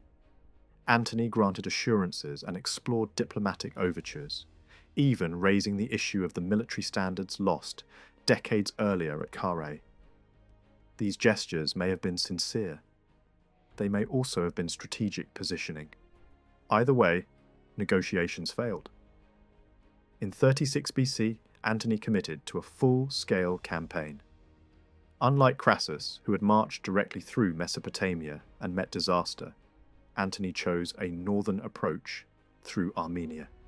The terrain was mountainous, less favourable to Parthian cavalry. Armenian support was essential. With an army possibly numbering more than a dozen legions and tens of thousands of auxiliaries and horsemen, Antony advanced into Media Atropatene. The campaign centred on the fortified city of Phrata. Believing that seizing the royal family within would force submission, Antony pressed a siege. In order to move swiftly, he left heavy equipment and supplies behind with a supporting force. The decision proved disastrous.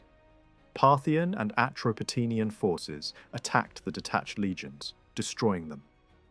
Armenian support faltered. Without siege engines and facing a resilient defence, Antony's position deteriorated. The retreat was harsh and costly. Casualties mounted during the withdrawal through hostile terrain. By the time Antony returned to Armenia, the expedition had failed to achieve its objective. What, precisely, had Antony intended? Complete conquest of Parthia was unlikely. The kingdom's size and resilience made that improbable within a single campaign. More plausible is a limited strategic aim, weakening Parthia by detaching its key ally in Media Atropatene and reshaping the eastern frontier through client relationships. Antony's subsequent alliance with the Atropatenian ruler and dynastic arrangements involving his own family indicate that long-term political realignment, not mere revenge, guided his thinking. Personal prestige also mattered. Victory over Parthia promised immense symbolic value, especially given Rome's memory of Carrhae. Yet the campaign was not simply a quest for glory. Its geographic focus and diplomatic follow-up suggest a broader vision, securing the eastern provinces through a buffer of allied monarchies and reducing Parthian capacity for future incursions. Events elsewhere overtook that strategy. Conflict with Octavian escalated. Resources shifted. The eastern policy remained unfinished. After Actium and Alexandria, Antony's eastern architecture dissolved, and the future of Rome's relationship with Parthia would pass into different hands. In the years following Caesar's assassination, Cleopatra learned a difficult truth once again. Egypt's sovereignty existed only as long as Rome allowed it.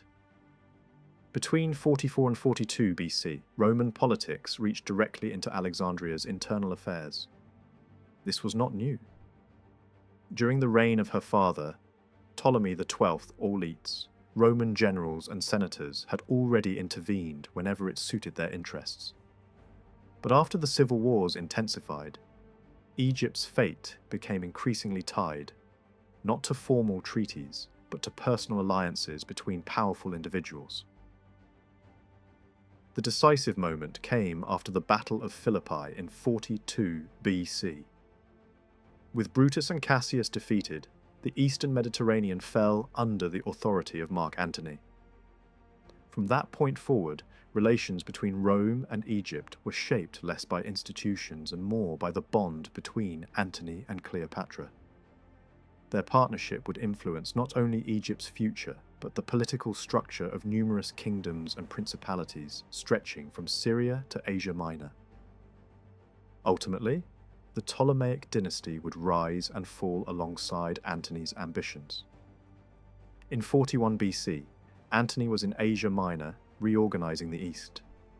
He punished former supporters of the Republican cause and demanded financial contributions from cities to fund veteran settlements in Italy. During this process, he summoned Cleopatra to meet him at Tarsus in Cilicia. Officially, the purpose of the meeting was to answer accusations that she had supported Cassius during the recent war. Such charges were serious.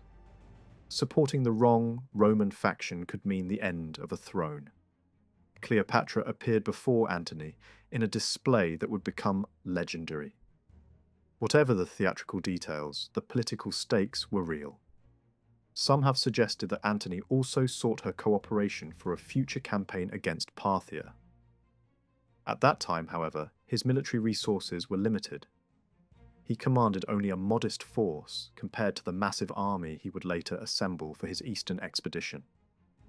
Any plans against Parthia in 41 were still preliminary. If military discussions occurred, they were exploratory rather than concrete. The immediate issue was loyalty.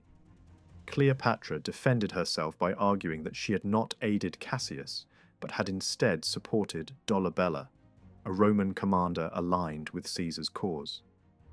She claimed that she had intended to assist the triumvirs with a fleet, but storms had prevented her ships from reaching them.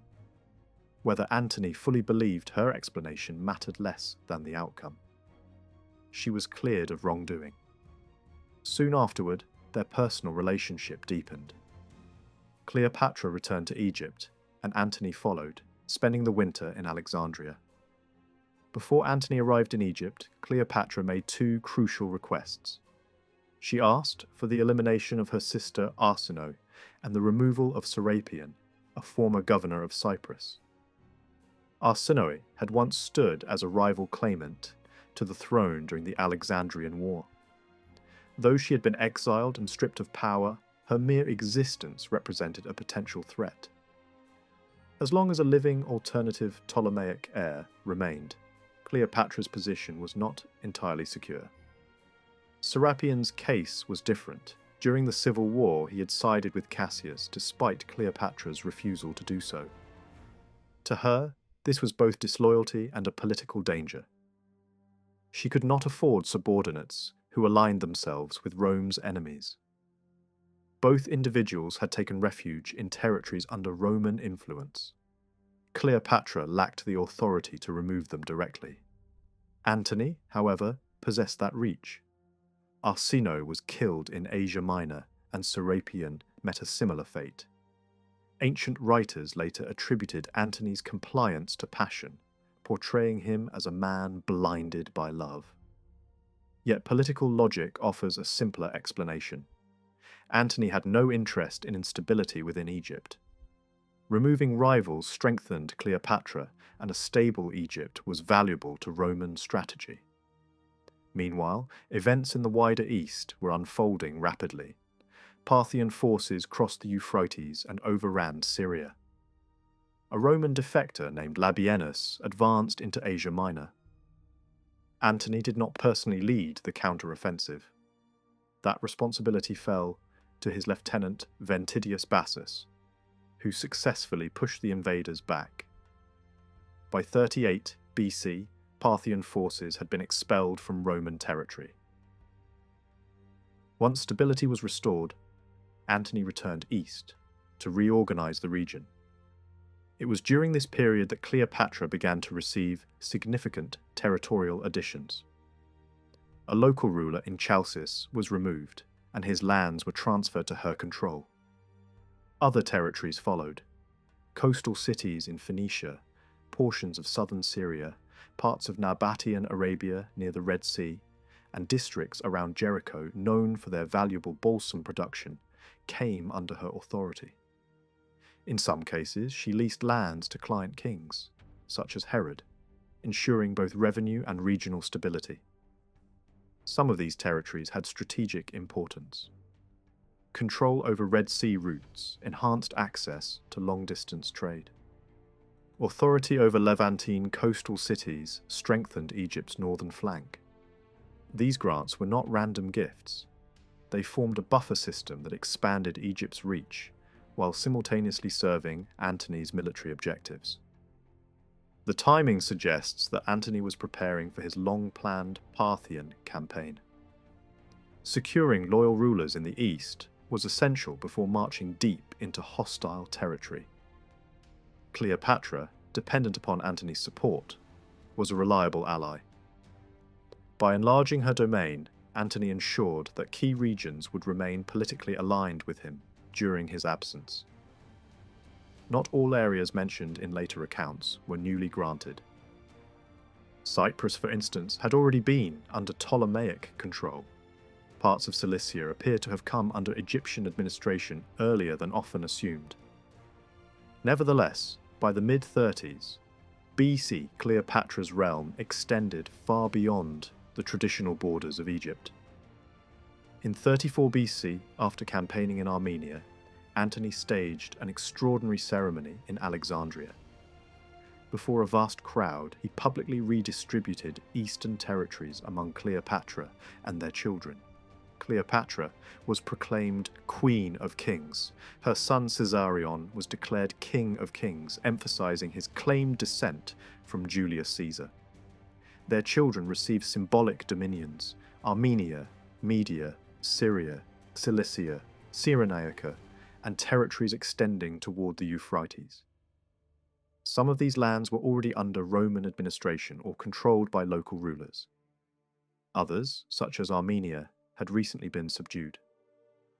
The ceremony was less about immediate administrative change and more about projecting a vision. Antony was presenting an Eastern order centered on a revived Ptolemaic monarchy, closely tied to Roman authority through personal bonds. The political logic was ambitious. By strengthening a dynastic network dependent on him, Antony could stabilize the Near East without transforming it into expensive Roman provinces. A loyal Ptolemaic sphere of influence could serve as a counterweight to Parthia and reduce the need for constant military intervention. It was a model of indirect control built through client kingship rather than annexation. Cleopatra's own ambitions aligned with this expansion. The Ptolemaic dynasty had once ruled extensive territories across the eastern Mediterranean.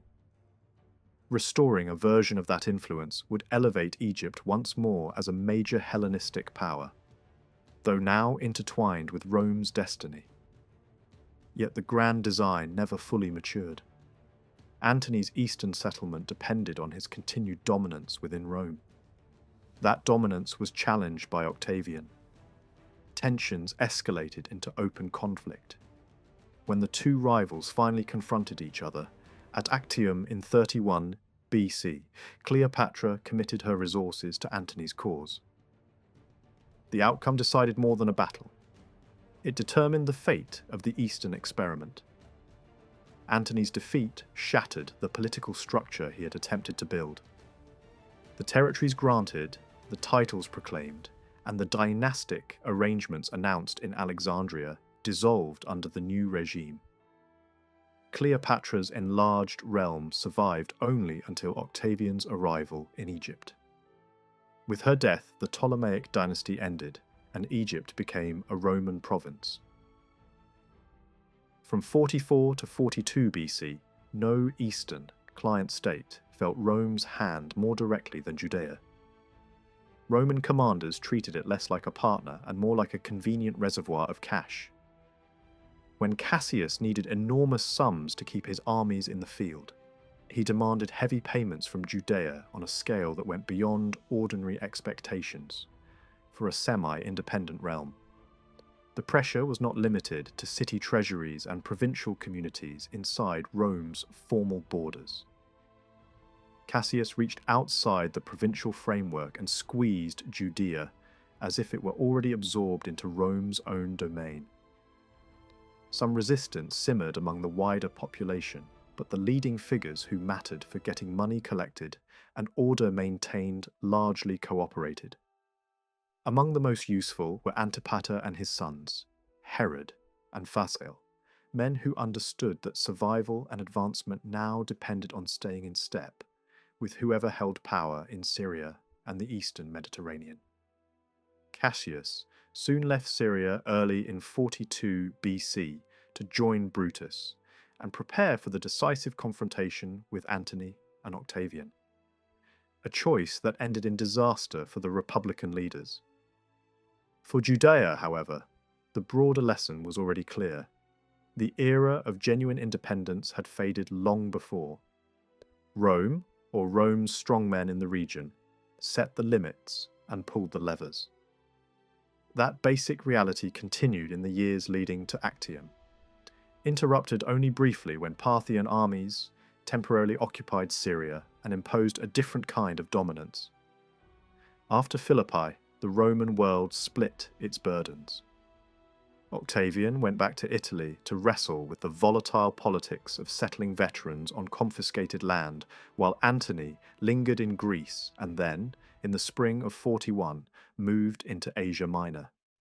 He travelled through Anatolia and the Near East, demanding contributions to pay soldiers and reward loyalty. Cities sent embassies. Former allies of Brutus and Cassius arrived to explain themselves. In this swirl of petitions and reckoning, Judean politics followed Antony's march. A delegation of leading Judeans sought access to him while he was in Bithynia. Their goal was blunt. They wanted Antony to hear charges against Herod and Phasael, accusing them of running the state by force and leaving Hyrcanus with little more than a ceremonial title. If Antony took these accusations seriously, the Antipater family's grip could have snapped, and Hyrcanus might have re-emerged as the undisputed head of the polity. But the delegation never got its moment. Herod travelled to the area and, according to later accounts, used money to ensure his opponents were kept away from Antony's ear. That explanation fits the realities of the late Republic, yet other forces also worked in Herod's favour. Antony had a history with Antipater. Years earlier, during campaigns in Syria under Gabinius, Antipater had welcomed Antony and built the kind of personal bond that Roman leaders remembered when convenient. Still, it would be too simple to reduce Antony's decision to gratitude alone. Herod and Phasael had become indispensable tools for enforcing Roman demands that were deeply unpopular inside Judea. They had helped raise the enormous sum Cassius had imposed, even at the cost of provoking anger at home. For Antony, condemning them meant losing two proven operators at the exact moment he needed reliable local partners to extract resources and keep a tense region quiet. So the delegation was dismissed, and the brothers remained protected. Who exactly those powerful Judeans represented is hard to pin down. The sources do not spell out their party label or institutional base. Their accusations suggest they were defending Hyrcanus, but that is less likely than it first appears. By this point, Hyrcanus had moved closer to Herod, and family politics had tightened the connection through the engagement of Herod to Mariam, Hyrcanus' granddaughter.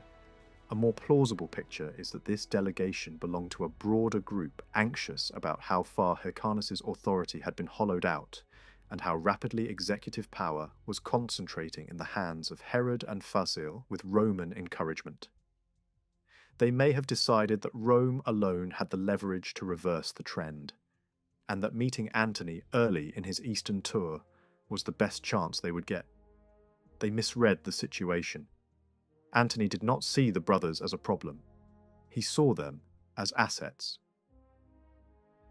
Later, that same year, another embassy approached Antony, this time speaking for Hyrcanus and for the Judean people. They met him at Ephesus and asked for concrete remedies. Many Judeans had been seized and sold during Cassius's harsh financial sweep, and the delegation argued these actions violated accepted rules of wartime seizure. They also demanded the return of territories that Judaea had lost during the period when Cassius and Brutus dominated the East. Antony presented himself as sympathetic. Orders went out across cities to release Judeans who had been sold off and to restore property to its previous owners. The details differ from place to place, but major coastal and inland centres in the region appear among the targets of these instructions. Letters and decrees demanded that goods taken under the previous regime be returned, and that people sold into bondage be freed. It is difficult to reconstruct the full scale, yet the picture is unmistakable.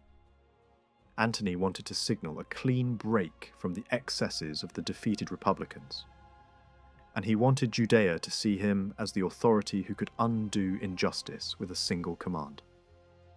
The territorial issue was more complicated. Antony also demanded that certain lands seized from Judaea during the earlier turmoil be restored.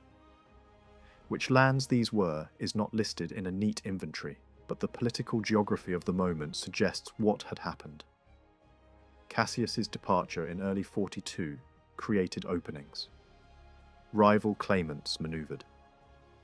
Antigonus, a Hasmonean prince with his own ambitions, tried to seize the throne with outside help. Local rulers and city leaders exploited the vacuum. A strong man in Tyre expanded his reach into parts of Galilee, taking control of fortresses whose exact names and locations are debated.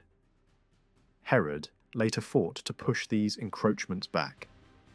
Yet it is entirely plausible that some seizures lingered, or that the restoration was incomplete, prompting Antony to step in and insist on returning contested zones to Judean control. Alongside these practical measures, Antony also reaffirmed certain privileges previously granted to Judeans. What exactly was renewed is not perfectly clear, but the general theme fits what Judean communities across the eastern Mediterranean had long sought from Roman authorities: protections for religious practice, exemptions from obligations that conflicted with their law, and recognition of communal rights to assemble for worship and maintain ancestral customs. In the years of fast-moving civil war politics, such guarantees could quickly become meaningless if a new commander arrived and ignored earlier promises. Judean leaders therefore had reason to press Antony to restate them publicly, and Antony had reason to agree, since it reinforced loyalty and stability in a region he was about to tax heavily. Any goodwill, however, was never pure generosity.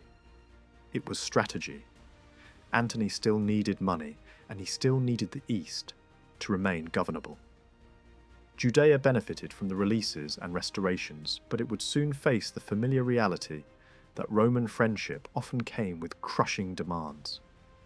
Even as Antony corrected Cassius' worst abuses, he also prepared to extract resources and rearrange territories when it suited wider imperial plans. The internal contest did not disappear. The same anti-Antipater faction returned again later in 41, when Antony came to Syria. This time, the delegation was far larger, said to include 100 leading Judeans, and they confronted Antony near Antioch. Unlike the earlier attempt, they secured an audience and delivered their charges against Herod and his circle, likely including Phasael. The substance of the accusations is not preserved in detail, but the outcome was dramatic. Antony elevated Herod and Phasael by granting them the title of tetrarchs and assigning them authority over Judea's affairs. The label no longer meant what it once had in earlier Hellenistic usage. By this period, it functioned less as a literal ruler of a quarter and more as a rank within the ladder of client power, a formal stamp of Roman recognition below kingship. What happened to Hyrcanus's position at this moment is murky. Nothing indicates he was stripped of his priestly or political status immediately. The likeliest arrangement is that Hyrcanus remained the nominal head while the real machinery of rule ran through the brothers under Roman patronage. How they divided responsibilities geographically is also unclear, but the older pattern probably continued. Phasael dominating Jerusalem and its region, Herod overseeing Galilee and the wider northern sphere. Why did Antony make this move at precisely this time? Gratitude for Antipater's earlier hospitality may have helped, but politics explains more. Antony had watched how volatile Judaea remained after Cassius left, and how fierce the hostility toward the Antipater family could be. He also understood that enforcing Roman policy required hard, effective local administrators. In 43, the brothers had already shown they could raise enormous sums, even when it provoked outrage. By promoting them openly, Antony sent a message to their enemies that Rome would not tolerate their removal. He also bound the brothers more tightly to Roman interests. The arrangement ensured that when Antony demanded money again, someone on the ground would actually make it happen. Opposition still refused to accept defeat. Another mass delegation, described as numbering in the thousands, converged on Antony when he reached Tyre. Once again, the complaints are not preserved, but the response is telling. Antony did not entertain them. Force was used to disperse the crowd. Whether every detail of that scene is accurate matters less than what it reveals. Antony had chosen his men, and he considered the attempt to unseat them not merely an internal Judean matter, but a disruption to Roman control. Then, the entire balance of power in the region lurched. Between late 41 and early 40, Parthian forces crossed into Syria under Pacorus, son of Orodes II, aided by a Roman turncoat, Labienus. For Parthia, this was an opportunity to shatter Roman dominance. For local claimants, it was a chance to ride an invading empire to the throne. Antigonus, backed by regional allies, from the princely house in Chalcis and supported by men in coastal cities, seized the moment. Promises were made to Parthian commanders, incentives rich enough to pull their attention south toward Judaea. One Parthian contingent moved along the coast, another through the interior. A cavalry detachment under a Parthian official advanced toward Jerusalem as the crisis deepened. Inside Judea, Antigonus gathered supporters and attacked the capital. Fighting erupted in and around Jerusalem, with Herod and Phasael leading resistance forces. The struggle became a grinding stalemate. Even pilgrims present for Passover were drawn into the turmoil, some siding with Antigonus, others resisting him. The deadlock broke through deception. A Parthian officer entered the city claiming he sought peace, but his real mission was to help Antigonus.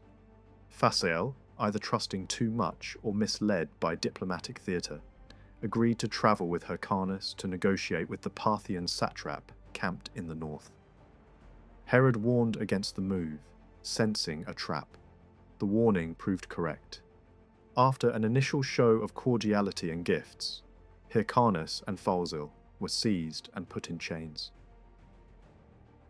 Yet even here, the story is not perfectly tidy. Different traditions present different versions of what Herod expected when he went to Rome. One line of narrative depicts him as openly ambitious, pressing for the royal title and strengthening his case with promised money. Another portrays him as more cautious, even presenting the kingship as something he sought for a young Hasmonean relative, Aristobulus, rather than for himself, assuming Rome would prefer to restore rule to the traditional dynasty. Modern judgments often treat the second version as a rhetorical attempt to soften the image of Herod as the man who displaced a legitimate line. But certainty is impossible. Political calculation could point either way. Herod knew that Judean tradition tied kingship to priesthood, and he was not eligible for the high priesthood. It would not have been irrational for him to imagine a settlement in which a Hasmonean boy wore the crown while Herod held the real power as guardian and commander, much as his father had once acted as the effective manager under Hyrcanus. At the same time, the emergency created by Parthian occupation and Antigonus's enthronement meant Rome could break with local custom. The Senate could separate kingship from priesthood if it produced a more effective military outcome. In the end, whatever Herod asked for, Rome made him king. The reasons were as personal as they were strategic. Antony remembered Antipater's earlier hospitality and valued Herod's proven energy and competence. Octavian had his own reasons to consent, rooted in the broader Roman memory of support given to Caesar's cause in Egypt, and in the politics of maintaining cooperation within the triumviral arrangement. But above all, the Parthian crisis forced realism. Rome needed a leader who could fight. A suitable adult Hasmonean candidate was not available. Aristobulus was a child, untested and too young to command armies. Herod, by contrast, had already shown he could wage war, suppress armed bands, and build a loyal force. He was also committed to Rome because Rome was the source of his legitimacy. In a moment when Rome's eastern frontier had been humiliated, that combination mattered more than dynastic tradition. Armed with his new title, Herod returned east. He landed in Phoenicia and began rebuilding his position by recruiting troops and reasserting control where he could. Roman commanders in the region were busy trying to contain Parthian-driven disorder across the provinces. A Roman force stationed in or near Judaea was commanded by an officer who proved unreliable.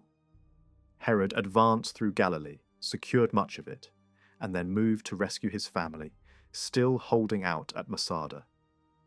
He took hostile coastal positions along the way to protect his rear, then lifted the siege at Masada and marched toward Jerusalem, hoping to strike quickly at Antigonus. But Roman support on the ground faltered. The Roman commander, influenced by money and local incentives, pulled troops away under the pretext of supply shortages and the hardships of winter campaigning in devastated countryside. Herod tried to provide provisions to keep the Romans with him, but the effort failed and the Roman contingent withdrew into winter quarters in districts loyal to Herod, effectively leaving him to fight largely on his own. This episode revealed a harsh truth about the late Republic. Decisions made in Rome, even decisions framed by a senatorial decree and backed by the triumvirs, could be undermined by opportunism and corruption far from the centre. Local commanders could take bribes, hedge their bets, or simply refuse to spend their men and money on a campaign that seemed risky. For Herod, the result was dangerous isolation. He sent trusted relatives to secure key regions, placed his family in a safe city, and returned to the kind of warfare he understood best. Fast campaigns against pockets of resistance, clearing hostile garrisons, crushing armed bands, and building local allegiance step by step. After Parthian forces were finally driven back, Roman muscle became available again. Antony ordered renewed support for Herod. But even that came with complications. A new Roman commander arrived with legions and cavalry, yet behaved aggressively and unpredictably, at one point lashing out violently at Judeans encountered on the road, regardless of whether they were enemies or supporters. Herod, furious at this uncontrolled brutality and the lack of disciplined assistance, decided he needed to speak directly to Antony. He travelled to the Triumvir, who was then engaged in a separate conflict against a king in Commagene, accused of sheltering Parthian fugitives. The siege dragged on, ending through negotiation rather than the decisive conquest some later storytellers like to credit to Herod's arrival. What mattered for Judea was what came after. Once Antony concluded that eastern operations had stabilized enough, he appointed a new governor in Syria and gave him an explicit mission: help Herod take Jerusalem and end Antigonus's rule. With sustained Roman support, Herod finally achieved what Rome had promised him years earlier. Jerusalem fell, Antigonus was defeated, and by the summer of 37, Herod held the kingdom in reality, not just in title. The territory he controlled likely included the core districts of Judea, Galilee, and Perea, along with Idumean and Samaritan zones, tied to his earlier power base, though the exact borders shifted with the war's progress and later grants. Whether the kingdom now paid a regular Roman tax is uncertain. Some accounts speak of payments associated with receiving kingship, but it is difficult to tell whether these were ongoing obligations or one-time political fees. Victory did not bring peace of mind because Herod's fate remained tied to Antony's decisions, and Antony's decisions were increasingly entangled with Cleopatra. A year after Herod secured his throne, Antony made a sweeping grant of coastal cities to Cleopatra along the eastern Mediterranean, leaving only a few major ports outside her control. This move served Cleopatra's ambition to rebuild a sphere of influence resembling older Ptolemaic reach. For Herod, it was a serious economic blow. Losing direct access to the sea threatened trade routes, revenue streams, and strategic flexibility. Even so, the relationship between Antony and Herod did not collapse. Herod adapted. When Antony later transferred valuable resources, including lucrative balsam-producing lands around Jericho, to Cleopatra, Herod leased them back from her at a high annual rent. He also became financially entangled in Cleopatra's dealings with Nabataea, guaranteeing payments owed by the Nabataean king. These arrangements show a ruler trying to survive inside a power triangle where the Roman strongman could redraw the map, the Egyptian queen could demand assets, and local kings had to pay to keep what they needed. Not every dispute, however, ended in Cleopatra's favour. One of the most revealing clashes came from within Judea's own religious and dynastic tensions. After the war, Herod faced an unavoidable problem: the high priesthood. Hyrcanus had returned from captivity but was disqualified by mutilation. Herod himself could not take the office because he lacked priestly lineage. He appointed a high priest from outside Judea, a man of Babylonian background with the right hereditary credentials. That choice angered members of the Hasmonean family, still connected to Herod through marriage. Herod's wife and her mother argued that a legitimate candidate existed within their own line: the young Aristobulus. They pushed for his appointment, and political pressure reached Cleopatra, who then used her access to Antony to amplify the demand. Eventually, Herod yielded and replaced his first choice with Aristobulus. The compromise was short-lived and fatal. Not long after taking office, Aristobulus died at Jericho, reportedly drowning during a banquet. His mother accused Herod of arranging the death and used her links through Cleopatra to force a reckoning. Herod was summoned to meet Antony and explain himself. The outcome demonstrated how dependent Herod remained on Roman favour. He avoided condemnation, apparently helped by gifts and influence, but the deeper reason was probably simple. Antony needed Herod in place. there was no alternative ruler with comparable military skill and proven loyalty, and the region was still too fragile for experiments. The episode also showed how internal Judean affairs, religious appointments, dynastic rivalries, the fate of a young priest, could become international issues when the gatekeeper to power sat in a Roman camp and the loudest whisper in his ear came from Cleopatra.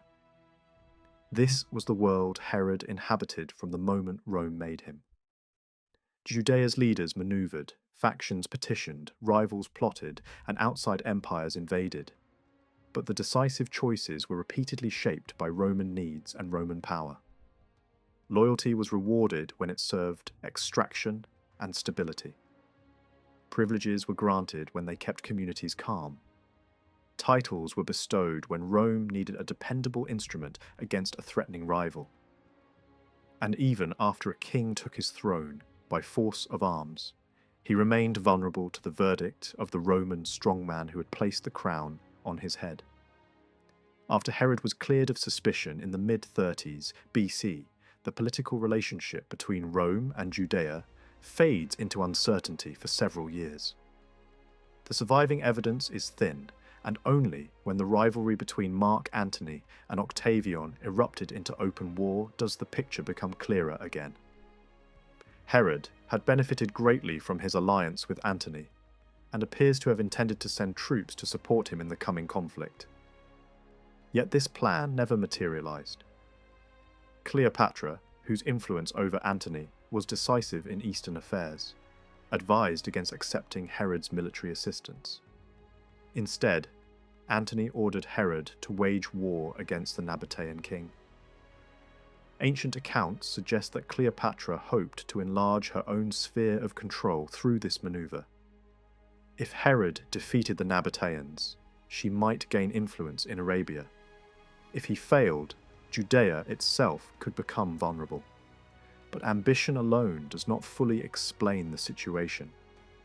The Nabataean king Malichus reportedly owed substantial payments to Cleopatra, and Herod had guaranteed these debts. He had already considered campaigning against Nabatea to secure repayment, but delayed when tensions between Antony and Octavian began to rise. From Cleopatra's perspective, sending Herod to enforce the debt through military pressure was both practical and strategic, especially at a time when she and Antony were gathering resources for a much larger war. While Judea's story moves toward confrontation, another small but strategically important state faced its own dilemmas: the princedom of Chalcis. Positioned along the contested frontier between Rome and Parthia, Chalcis was vulnerable to pressure from both great powers. Earlier, its ruler had supported a Roman rebel in Syria, possibly under the shadow of Parthian influence. In such a borderland, neutrality was rarely an option. After the defeat of Brutus and Cassius, Antony took control of the eastern provinces. He spent months travelling through Asia Minor and the Near East, settling disputes, confirming rulers, and collecting funds to pay his troops. His financial demands did not fall solely on Roman provinces. Independent kingdoms and minor principalities were also required to contribute. Among the regions mentioned in ancient narratives is Iturea, a territory associated with mountainous districts of Lebanon and the Bekaa Valley. Control in this region was divided, and more than one local ruler claimed authority there. It is possible that multiple princes were compelled to provide financial support to Antony's campaign. Antony's eastern tour was not limited to taxation. He also acted as judge and arbiter. Delegations approached him seeking the restoration of territories or redress for injustices committed during the turmoil of civil war. In some cases, he granted their requests, reshaping local power structures. Yet alliances in this region were fluid and fragile. When Parthian forces invaded Syria in 40 BC, under the leadership of Pacorus, son of the Parthian king and a Roman defector, Roman authority collapsed with alarming speed. The invaders split their forces, pushing through Syria and into Judea. Around this time, the ruler of Chalcis died and was succeeded by his son Lysanias. The new prince soon aligned himself with Antigonus, a Hasmonean claimant to the Judean throne who sought Parthian backing. According to some accounts, promises of money and gifts were offered to secure Parthian support for Antigonus's rise. Whether those promises came from Lysanias himself or from Antigonus remains uncertain. But the result was clear. Parthian intervention reshaped Judea's leadership. When Roman forces eventually drove the Parthians out, loyalties were reassessed. Some later writers claimed that Antony formally recognized Lysanias as king. Yet surviving coinage from his reign refers to him with more modest titles, suggesting that his authority may not have been elevated as dramatically as later narratives imply. In any case, his rule was short-lived. Within a few years he was executed and his territory was transferred to Cleopatra. Official explanations accused him of collaboration with Parthia, but political convenience likely played a decisive role. Cleopatra was steadily expanding her holdings in the eastern Mediterranean, and Antony granted her extensive territories once associated with earlier Ptolemaic power. Cleopatra retained control of these regions until the defeat at Actium. After her fall, Octavian reorganized the east once more. A ruler named Zenodorus emerged in the former lands of Chalcis. His coinage prominently displayed Octavian's image, signaling loyalty to the new master of the Roman world. Yet Zenodorus struggled to generate sufficient revenue. In desperation, he reportedly tolerated or even encouraged bandit activity in rugged frontier districts, profiting from raids against neighbouring communities. Complaints eventually reached Roman authorities, and Augustus reassigned parts of the territory to Herod, judging that a stronger hand was needed to restore order. Meanwhile, Rome's relationship with the Nabataean Kingdom had its own long and complicated history. Earlier, Roman commanders had intervened militarily, sometimes seeking glory, sometimes wealth. Campaigns near Petra achieved little beyond extracting payments. Nabataea survived these encounters intact, adapting pragmatically to shifting Roman power. During the Parthian invasion of 40 BC, the Nabataean king appears to have sided, at least temporarily, with the Parthians. When Roman general Ventidius Bassus later restored Roman authority in the east, he demanded money from several rulers, including the Nabataean king, likely as punishment for their earlier alignment. Yet, financial necessity may also have motivated these demands, as Roman campaigns were costly. A few years later, Antony redistributed territory in favour of Cleopatra. Portions of Nabataean land, possibly including economically valuable districts near the Red Sea and caravan routes, were assigned to her. The Nabataean king retained his throne but lost strategic territory. Cleopatra did not necessarily administer these lands directly. Instead, arrangements were made through regional rulers, such as Herod, who leased certain districts and guaranteed tribute payments. Tensions soon escalated when disputes arose over unpaid obligations, culminating in open conflict between Herod and the Nabataeans. As the final confrontation between Antony and Octavian approached, Eastern rulers were compelled to declare their loyalties.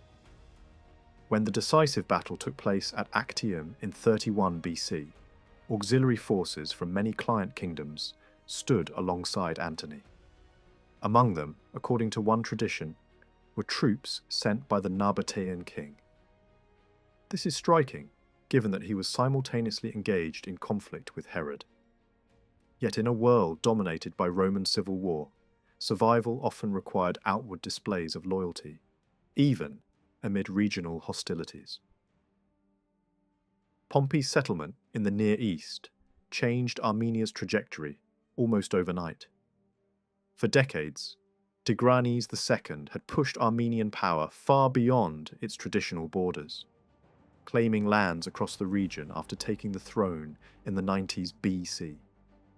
That era of expansion ended in 66 BC, when Roman pressure forced him to abandon those conquests. A vast fortune was paid to secure his survival and to keep what mattered most, the core kingdom he had inherited. It looked like a humiliation, but it also opened a new phase. Rome accepted the submission, and not long afterward the Armenian king was treated as a recognized partner, brought into Rome's circle as a friendly allied ruler. From that moment, relations between Armenia and Rome appear to have remained calm for years, even as the wider Mediterranean world slid toward repeated crises. When Tigranes died, and his son Artavasdes II took power in the mid-50s BC, the general pattern did not immediately change. The new king also gained a reputation in Roman eyes as a friendly monarch.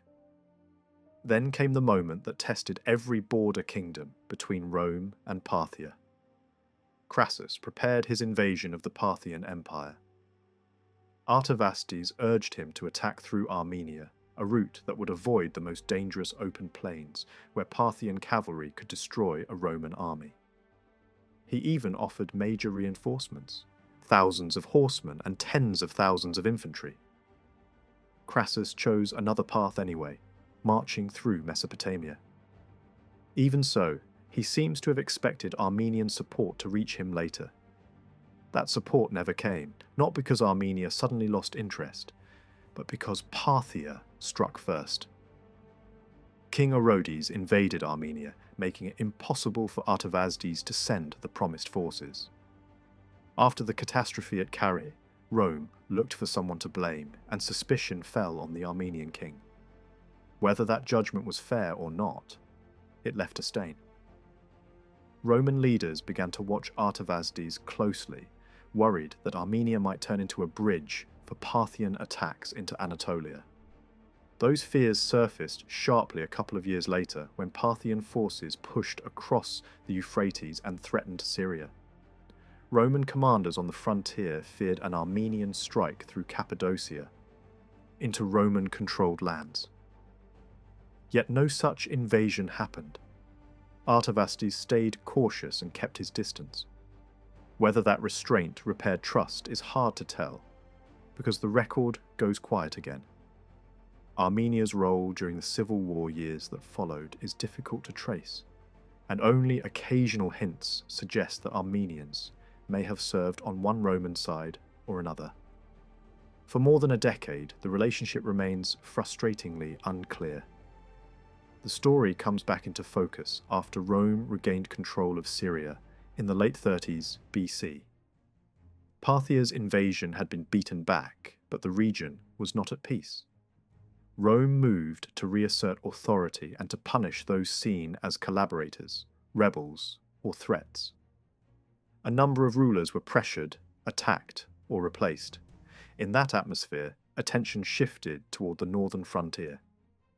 A Roman commander, Publius Canidius Crassus, was active in the lands beyond and around Armenia, pushing into the Caucasus and forcing local kings to accept alliances on Roman terms.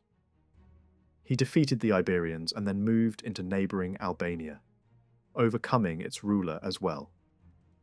These agreements were not just symbolic. They secured Rome's position on the edge of the mountains and created a belt of nominal partners who could either provide troops or at least deny Parthia easy access to the north. Armenia sits at the hinge of that world, between Parthia to the southeast and the Roman sphere to the west.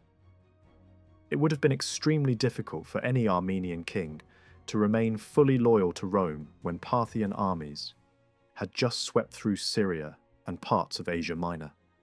A hard line from Rome was predictable, and pressure on Artavasdes was likely. Some traditions even describe Canidius as having won victories over Armenians, as well as over the Caucasian kings, and other geographical evidence places Roman forces moving through routes that connect Armenia with the Caucasus. Even if the details are blurred, the direction is clear. Rome was reshaping the northern frontier ahead of a major war. That major war was Antony's campaign against Parthia. The alliances formed in the north may have been designed to protect his flank and to supply manpower.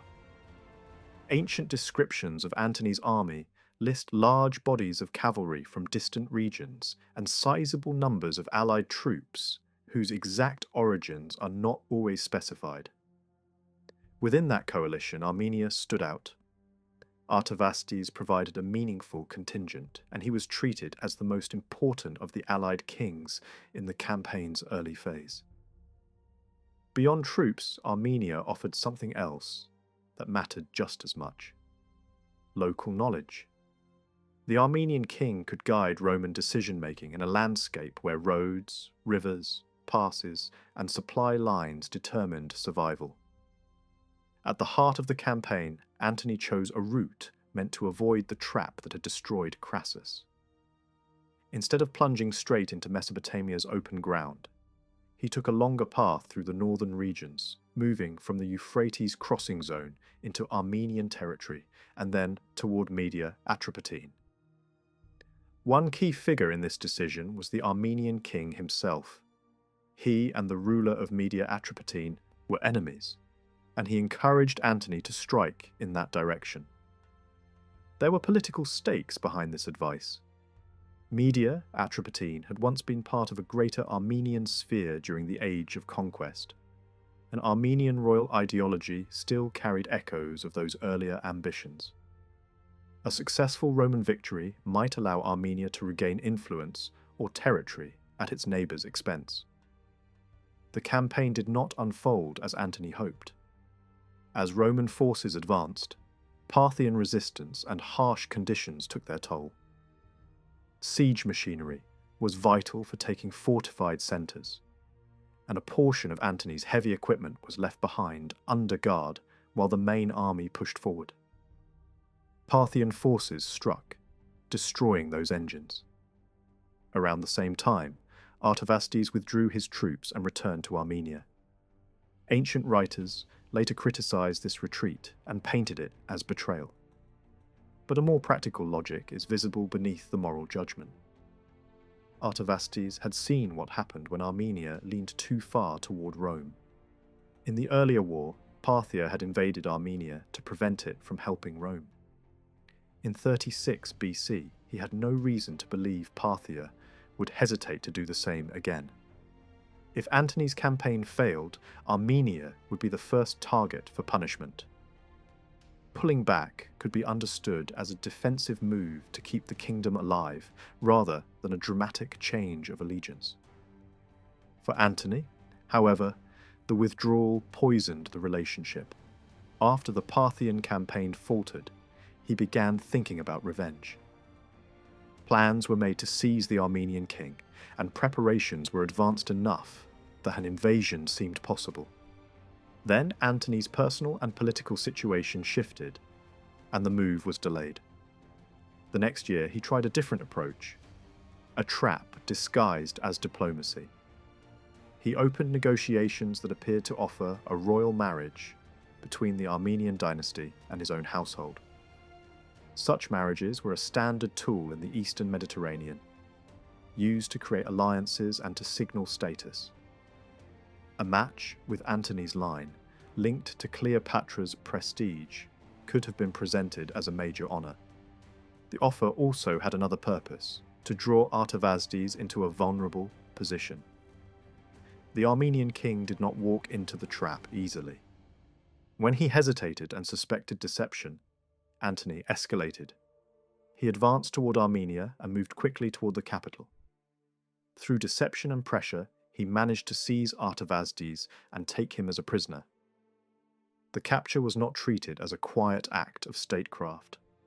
It was turned into spectacle, and the defeated king was carried off to Alexandria to serve as a symbol of victory in the court of Antony and Cleopatra. Coin imagery soon began to advertise the triumph as well, spreading the message that Armenia had been subdued and that Antony's eastern power was real. Revenge was one motive, but it was not the only one. Armenia was wealthy and Antony needed money. He did more than arrest the king. He demanded access to Armenia's strongholds, the fortresses where treasure and royal assets were stored. The expectation seems to have been simple. With the king in custody, Armenia's wealth could be extracted, either through ransom, surrender, or outright seizure. That strategy did not work smoothly. Armenia did not collapse into obedience. Instead, the Armenian elite chose a new ruler, Artaxias, the king's eldest son. Faced with resistance, Antony resorted to occupation. He forced control over the kingdom, and Artaxias fled to Parthia for protection. Once Armenia was occupied, the prize Antony had pursued became easier to reach. With Roman forces in the country, the treasuries in the fortresses could be taken, and wealth could be moved into Antony's hands. Financial need, military frustration, and political calculation all converged here. There may also have been another concern: the possibility that Artavasdes had been exploring contacts with Octavian behind the scenes. In the late Republic, that kind of double-dealing was common, especially for kings caught between rival Roman leaders.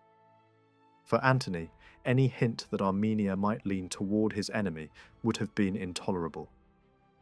Antony did not accept Artaxias as king, and he did not leave Armenia as a simple Roman-controlled prize. He used it as part of a larger eastern design. Portions of Armenian territory were handed to the king of Media, Atropatene, the same rival Artavasdes had urged him to attack earlier. This reshuffling created a strong, hostile bloc against Parthia along the northern frontier. It also tied Media Atropatene more closely to Antony's family politics, because a marriage connection was arranged between that royal house and Antony and Cleopatra's children. In theory, the plan built a network of allied dynasties that could hold the East, while Rome's civil war raged elsewhere. But the plan depended on Roman power staying in place.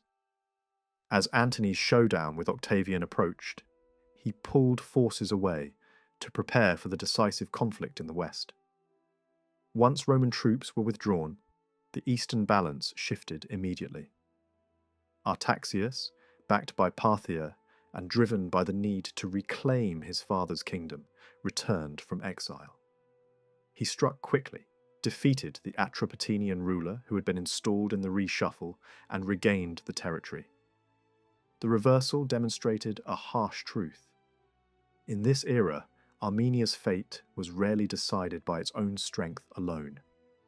It was shaped by the tug-of-war between Rome and Parthia, and by the personal rivalries of Roman leaders who treated kingdoms as chess pieces in a larger contest for supremacy. Before Rome's civil wars turned the Near East into a battlefield of shifting loyalties, the relationship between Media Atropatene and Rome is almost impossible to follow in detail. Compared with other kingdoms on Rome's frontier, the trail of clear diplomatic encounters is thin. The only early moments that stand out belong to the age of the Great Eastern campaigns, when Roman commanders fought against Mithridates of Pontus and Tigranes of Armenia. In that wider conflict, the rulers of Media, Atropatene, appear in the background as opponents who sometimes met Roman forces in open fighting. Names emerge briefly, then vanish again, with no firm record of treaties, hostages, or long-term settlements. It is reasonable to imagine that open hostility carried consequences. But unlike Armenia's case, the sources do not clearly describe punishment, forced concessions, or a formal reordering of Median power. Then, after a long silence, Media Atropatene re-enters the story in a new and very different world. The Roman Republic is fractured. Rival generals raise armies, and Eastern kings are pulled into Roman struggles not because they care about Roman politics, but because survival demands picking the least dangerous option. Median troops appear on the battlefield of Philippi, fighting for Brutus and Cassius. Soon after, when Antony becomes the dominant Roman figure in the eastern provinces, Media Atropatene initially leans toward Parthia. That choice makes sense geographically. The kingdom sits in a tense strategic corridor east of the Euphrates, south of Armenia, and close to the heartlands controlled by the Parthian kings. Whoever holds Media Atropatene can threaten routes of invasion, guard mountain approaches, and influence the balance between Rome and Parthia. In the spring of 36 BC, Antony launches his great expedition against Parthia. The shadow of Carrhae still hangs over Roman planning, and Antony is determined not to repeat Crassus's mistake. He avoids the open plains where Parthian cavalry can destroy heavy infantry and instead takes a route through the highlands. The march moves through Armenia, crosses the Araxes, and pushes into Media Atropatene, which is ruled at this time by a king named Artavasdes. From there, the Roman army drives toward a fortified centre known as Phrata. At first, the strategy seems clever. The terrain limits cavalry manoeuvres, and a strong Roman force in the uplands looks harder to isolate. But the campaign grinds into a siege, and time becomes Antony's enemy. A prolonged operation gives Parthian and local forces the chance to regroup. They gather and move into the area, striking at Roman units. Several clashes end badly for Antony.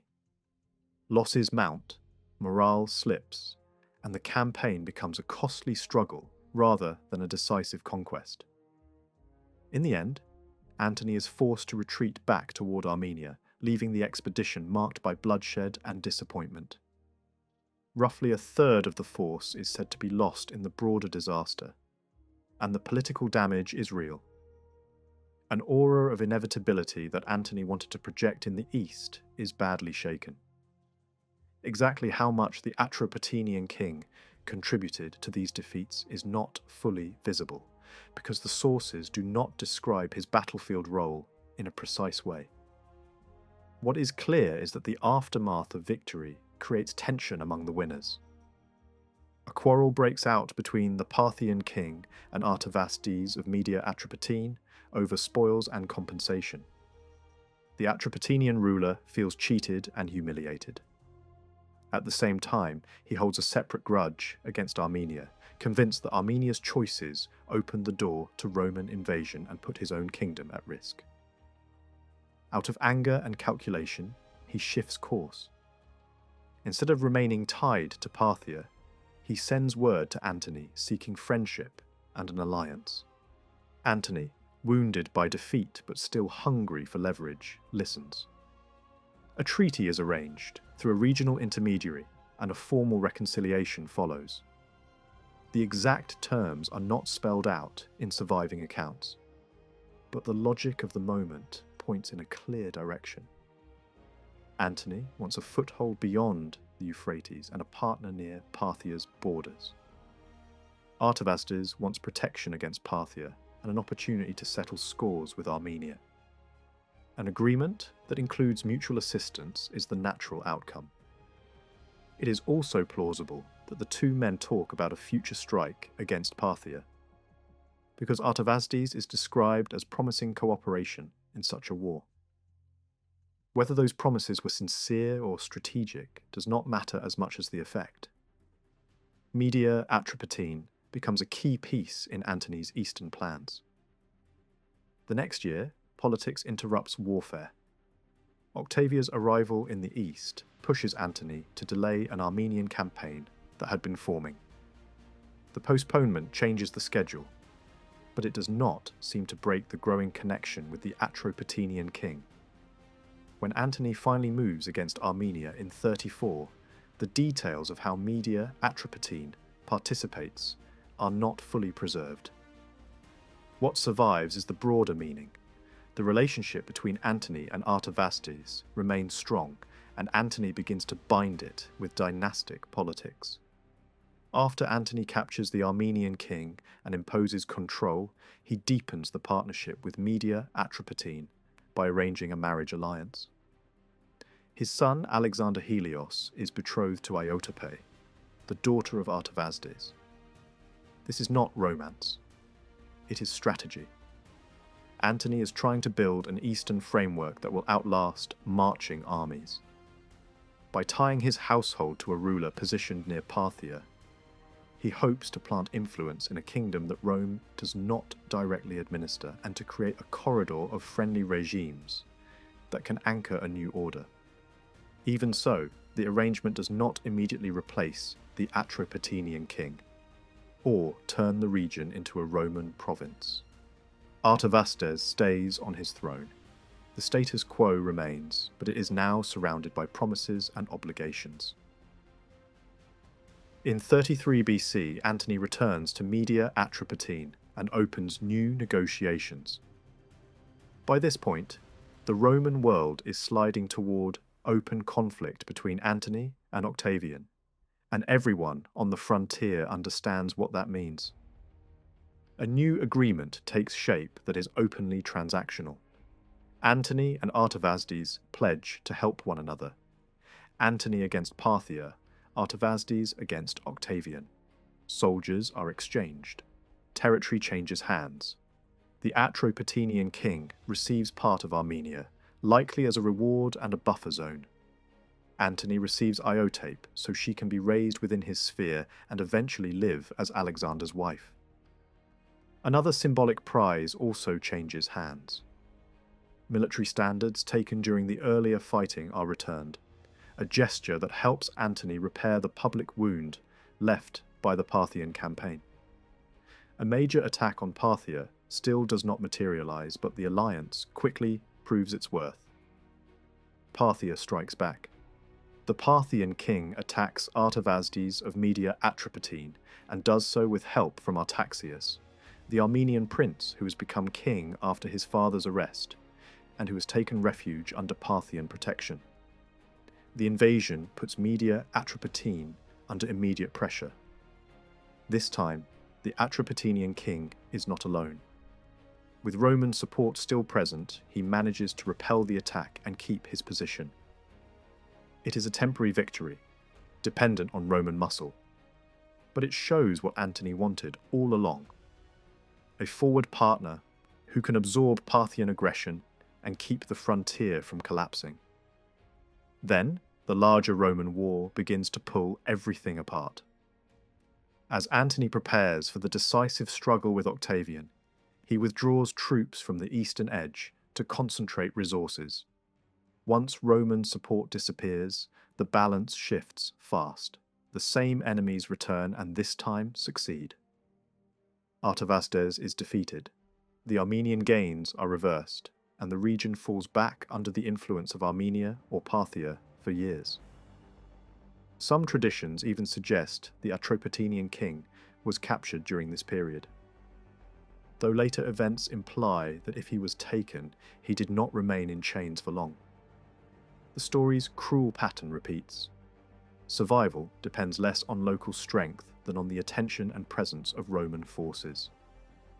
By the time of Actium, Antony again relies on more than Roman legions. Eastern rulers send auxiliary troops, and a king of the Medes is listed among those who supported him. In this context, Medes almost certainly points to Media Atropatene. At first glance, that seems surprising, given earlier reports of defeat and possible captivity. But the political logic still fits. A ruler who had once tied his fate to Antony would have strong reasons to provide help, especially if he believed Antony might still win and restore him. The exact motivations are not spelled out in surviving narratives, but the pattern is familiar. Promises of territory, hopes of protection, and fear of being abandoned on the wrong side of history. Actium ends those calculations. Antony loses, Cleopatra's eastern project collapses, and the kings who had supported him scramble to survive under the new order. The Atropatenian ruler appears to flee toward Octavian's protection. Rather than regaining his own kingdom in the old form, he is redirected into a smaller, safer position. rule over Armenia Minor instead of the vulnerable heartland near Parthia. It is a quiet but telling outcome. After years of being pulled between empires, Media Atropatines, king, chooses the shelter of Rome's victor, trading one throne for another in order to stay alive. Between the assassination of Julius Caesar in 44 BC and the defeat of Antony and Cleopatra at Actium in 31, the Roman world was shaken not only by war but by experimentation. Armies marched across provinces, but at the same time new methods of governing emerged. When the three-man board known as the Triumvirate was formally established in 43, it did not simply add another office to the Roman system. It concentrated extraordinary authority in the hands of a few individuals. Provincial commands were distributed according to their will. Key magistracies were shaped, influenced, and often effectively decided by them. Custom bent under pressure. And yet, the Roman Republic did not simply vanish overnight. Laws were still proposed before assemblies. Elections, even if guided or constrained, still took place. The old language of magistracies, senatorial debate, and civic procedure continued to function, even if altered in practice. The triumvirs ruled through law as well as through force, layering their authority on top of existing institutions rather than formally abolishing them. The facade of the Republic endured, even as its balance shifted. This tension between continuity and disruption raises a larger question beyond Rome itself. If Roman institutions continued to operate, however imperfectly, what about Rome's relationships with the kings and princes of the Near East? Did civil war fundamentally transform the way these rulers dealt with Roman power? Or did older patterns of diplomacy, petition, and alliance simply continue under new masters? From 44 to 31 BC, the conduct of Near Eastern rulers toward Rome was anything but uniform. Some sought Roman arbitration in domestic disputes. Others asked for territory, recognition, or military backing. Some aligned themselves with Roman generals in foreign campaigns. Still, others took sides in Rome's own internal struggles. The range of behaviour was broad, and it reflected both opportunity and danger in an age when authority was divided. One of the most visible patterns was the appeal to Rome for intervention in internal political conflicts.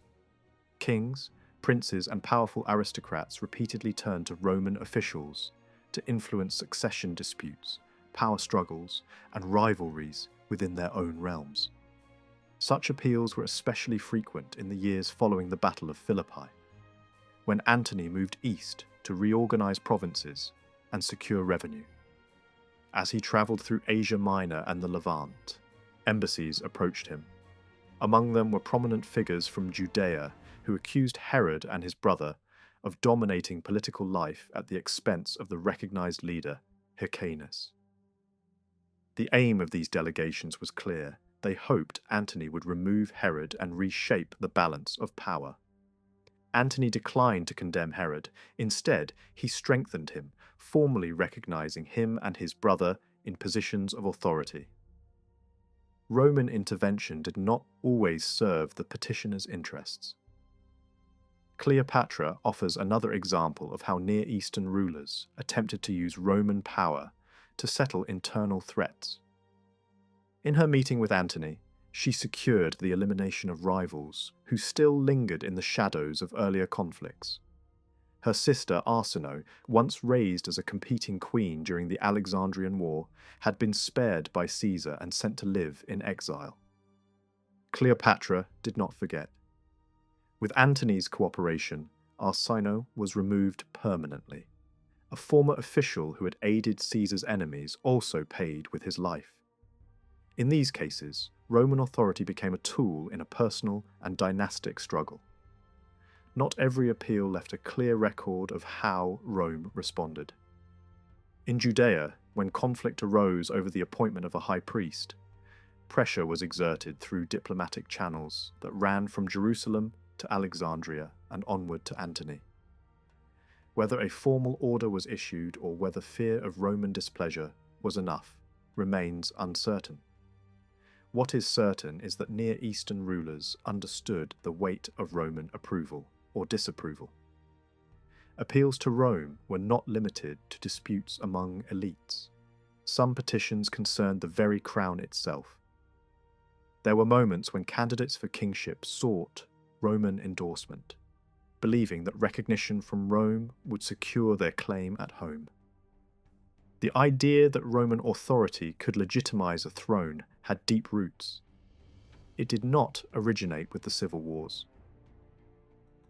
Indeed, such behavior was not new. In earlier generations, Hellenistic rulers had already turned to Rome's Senate seeking mediation in dynastic struggles or support in succession crises. What changed during the age of civil war was not the impulse to appeal to Rome, but the identity of the Roman authority approached. Instead of travelling to the Senate in Rome, Near Eastern petitioners increasingly directed their pleas to the dominant Roman commander in the east. During Antony's ascendancy, he was the focal point of power in the region. Kings and nobles understood this reality. Whether out of pragmatism or necessity, they addressed the man who could act swiftly and decisively. At times, rulers sought to exploit divisions within Rome itself. When Herod was declared king with Roman backing, his rival Antigonus did not surrender quietly. He attempted to undermine Roman commanders on the ground, reportedly offering financial incentives to delay or weaken support for his opponent. In a world where communication between Rome and distant provinces was slow, governors possessed a degree of autonomy. A clever ruler might attempt to sway them. This tactic was not entirely new either. Decades earlier, during a succession crisis in Judaea, rival claimants had approached different Roman officials in hopes of reversing decisions. Roman commanders in the field could sometimes be persuaded, pressured, or influenced. Distance created opportunity. Territorial ambition was another recurring theme. Some rulers petitioned Rome for the restoration of lands lost in earlier upheavals. Hyrcanus sought the return of territories seized during times of instability. Cleopatra aimed even higher. During her alliance with Antony, she secured the transfer of several regions into her sphere of influence. Coastal cities, inland districts, and economically valuable territories changed hands. Later, in the grand spectacle at Alexandria, further lands were distributed among her children in a gesture that blended propaganda with political calculation. The desire for expansion was not unique to this era. Hellenistic rulers had long requested Roman support for territorial claims. Yet the scale and symbolism of Antony's eastern settlements reflected the extraordinary nature of his political ambitions.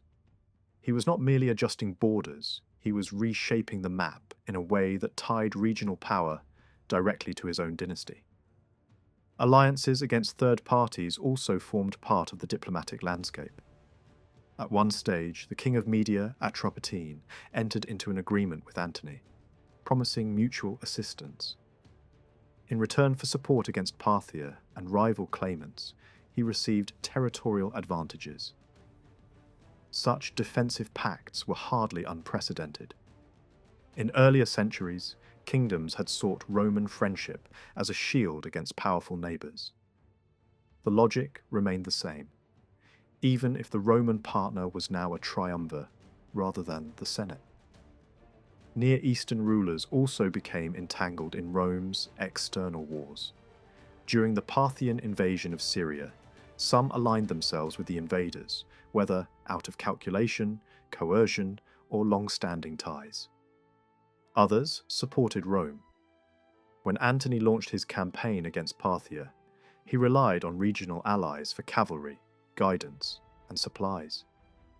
Their contributions varied in effectiveness, but their involvement illustrates how deeply Rome's wars affected local politics. Yet the most distinctive feature of the period from 44 to 31 was the involvement of Near Eastern rulers in Rome's own civil conflicts. Supporting one Roman faction against another was a dangerous gamble. Some rulers aided rebel commanders, who challenged Rome's authority in the provinces. Others prepared fleets or troops for competing leaders. As the final confrontation between Antony and Octavian approached, Eastern kings once again chose sides. Nabataean, Median, and Commagenian forces appear among those who aligned with Antony. Their motives were not uniform. Some expected rewards. Others faced pressure from nearby Roman commanders. Geography mattered. Leaders whose power base lay in the eastern Mediterranean naturally influenced neighbouring states. Aligning with the strongest Roman presence in the region could seem the safest option. Backing the losing side did not always bring immediate ruin. Cleopatra's fate was sealed by defeat, but Herod managed to secure forgiveness from Octavian and retain his throne. Political survival depended on flexibility as much as loyalty. In the end, the civil wars did not invent new patterns of interaction between Rome and the Near East. Kings still petitioned for arbitration. They still sought recognition, territory, and alliances. They still intervened in wars beyond their borders. What changed was the context. Instead of appealing to a stable Senate at the center of a unified state, they navigated a fractured Roman world dominated by powerful individuals. Authority had shifted from institutions to men.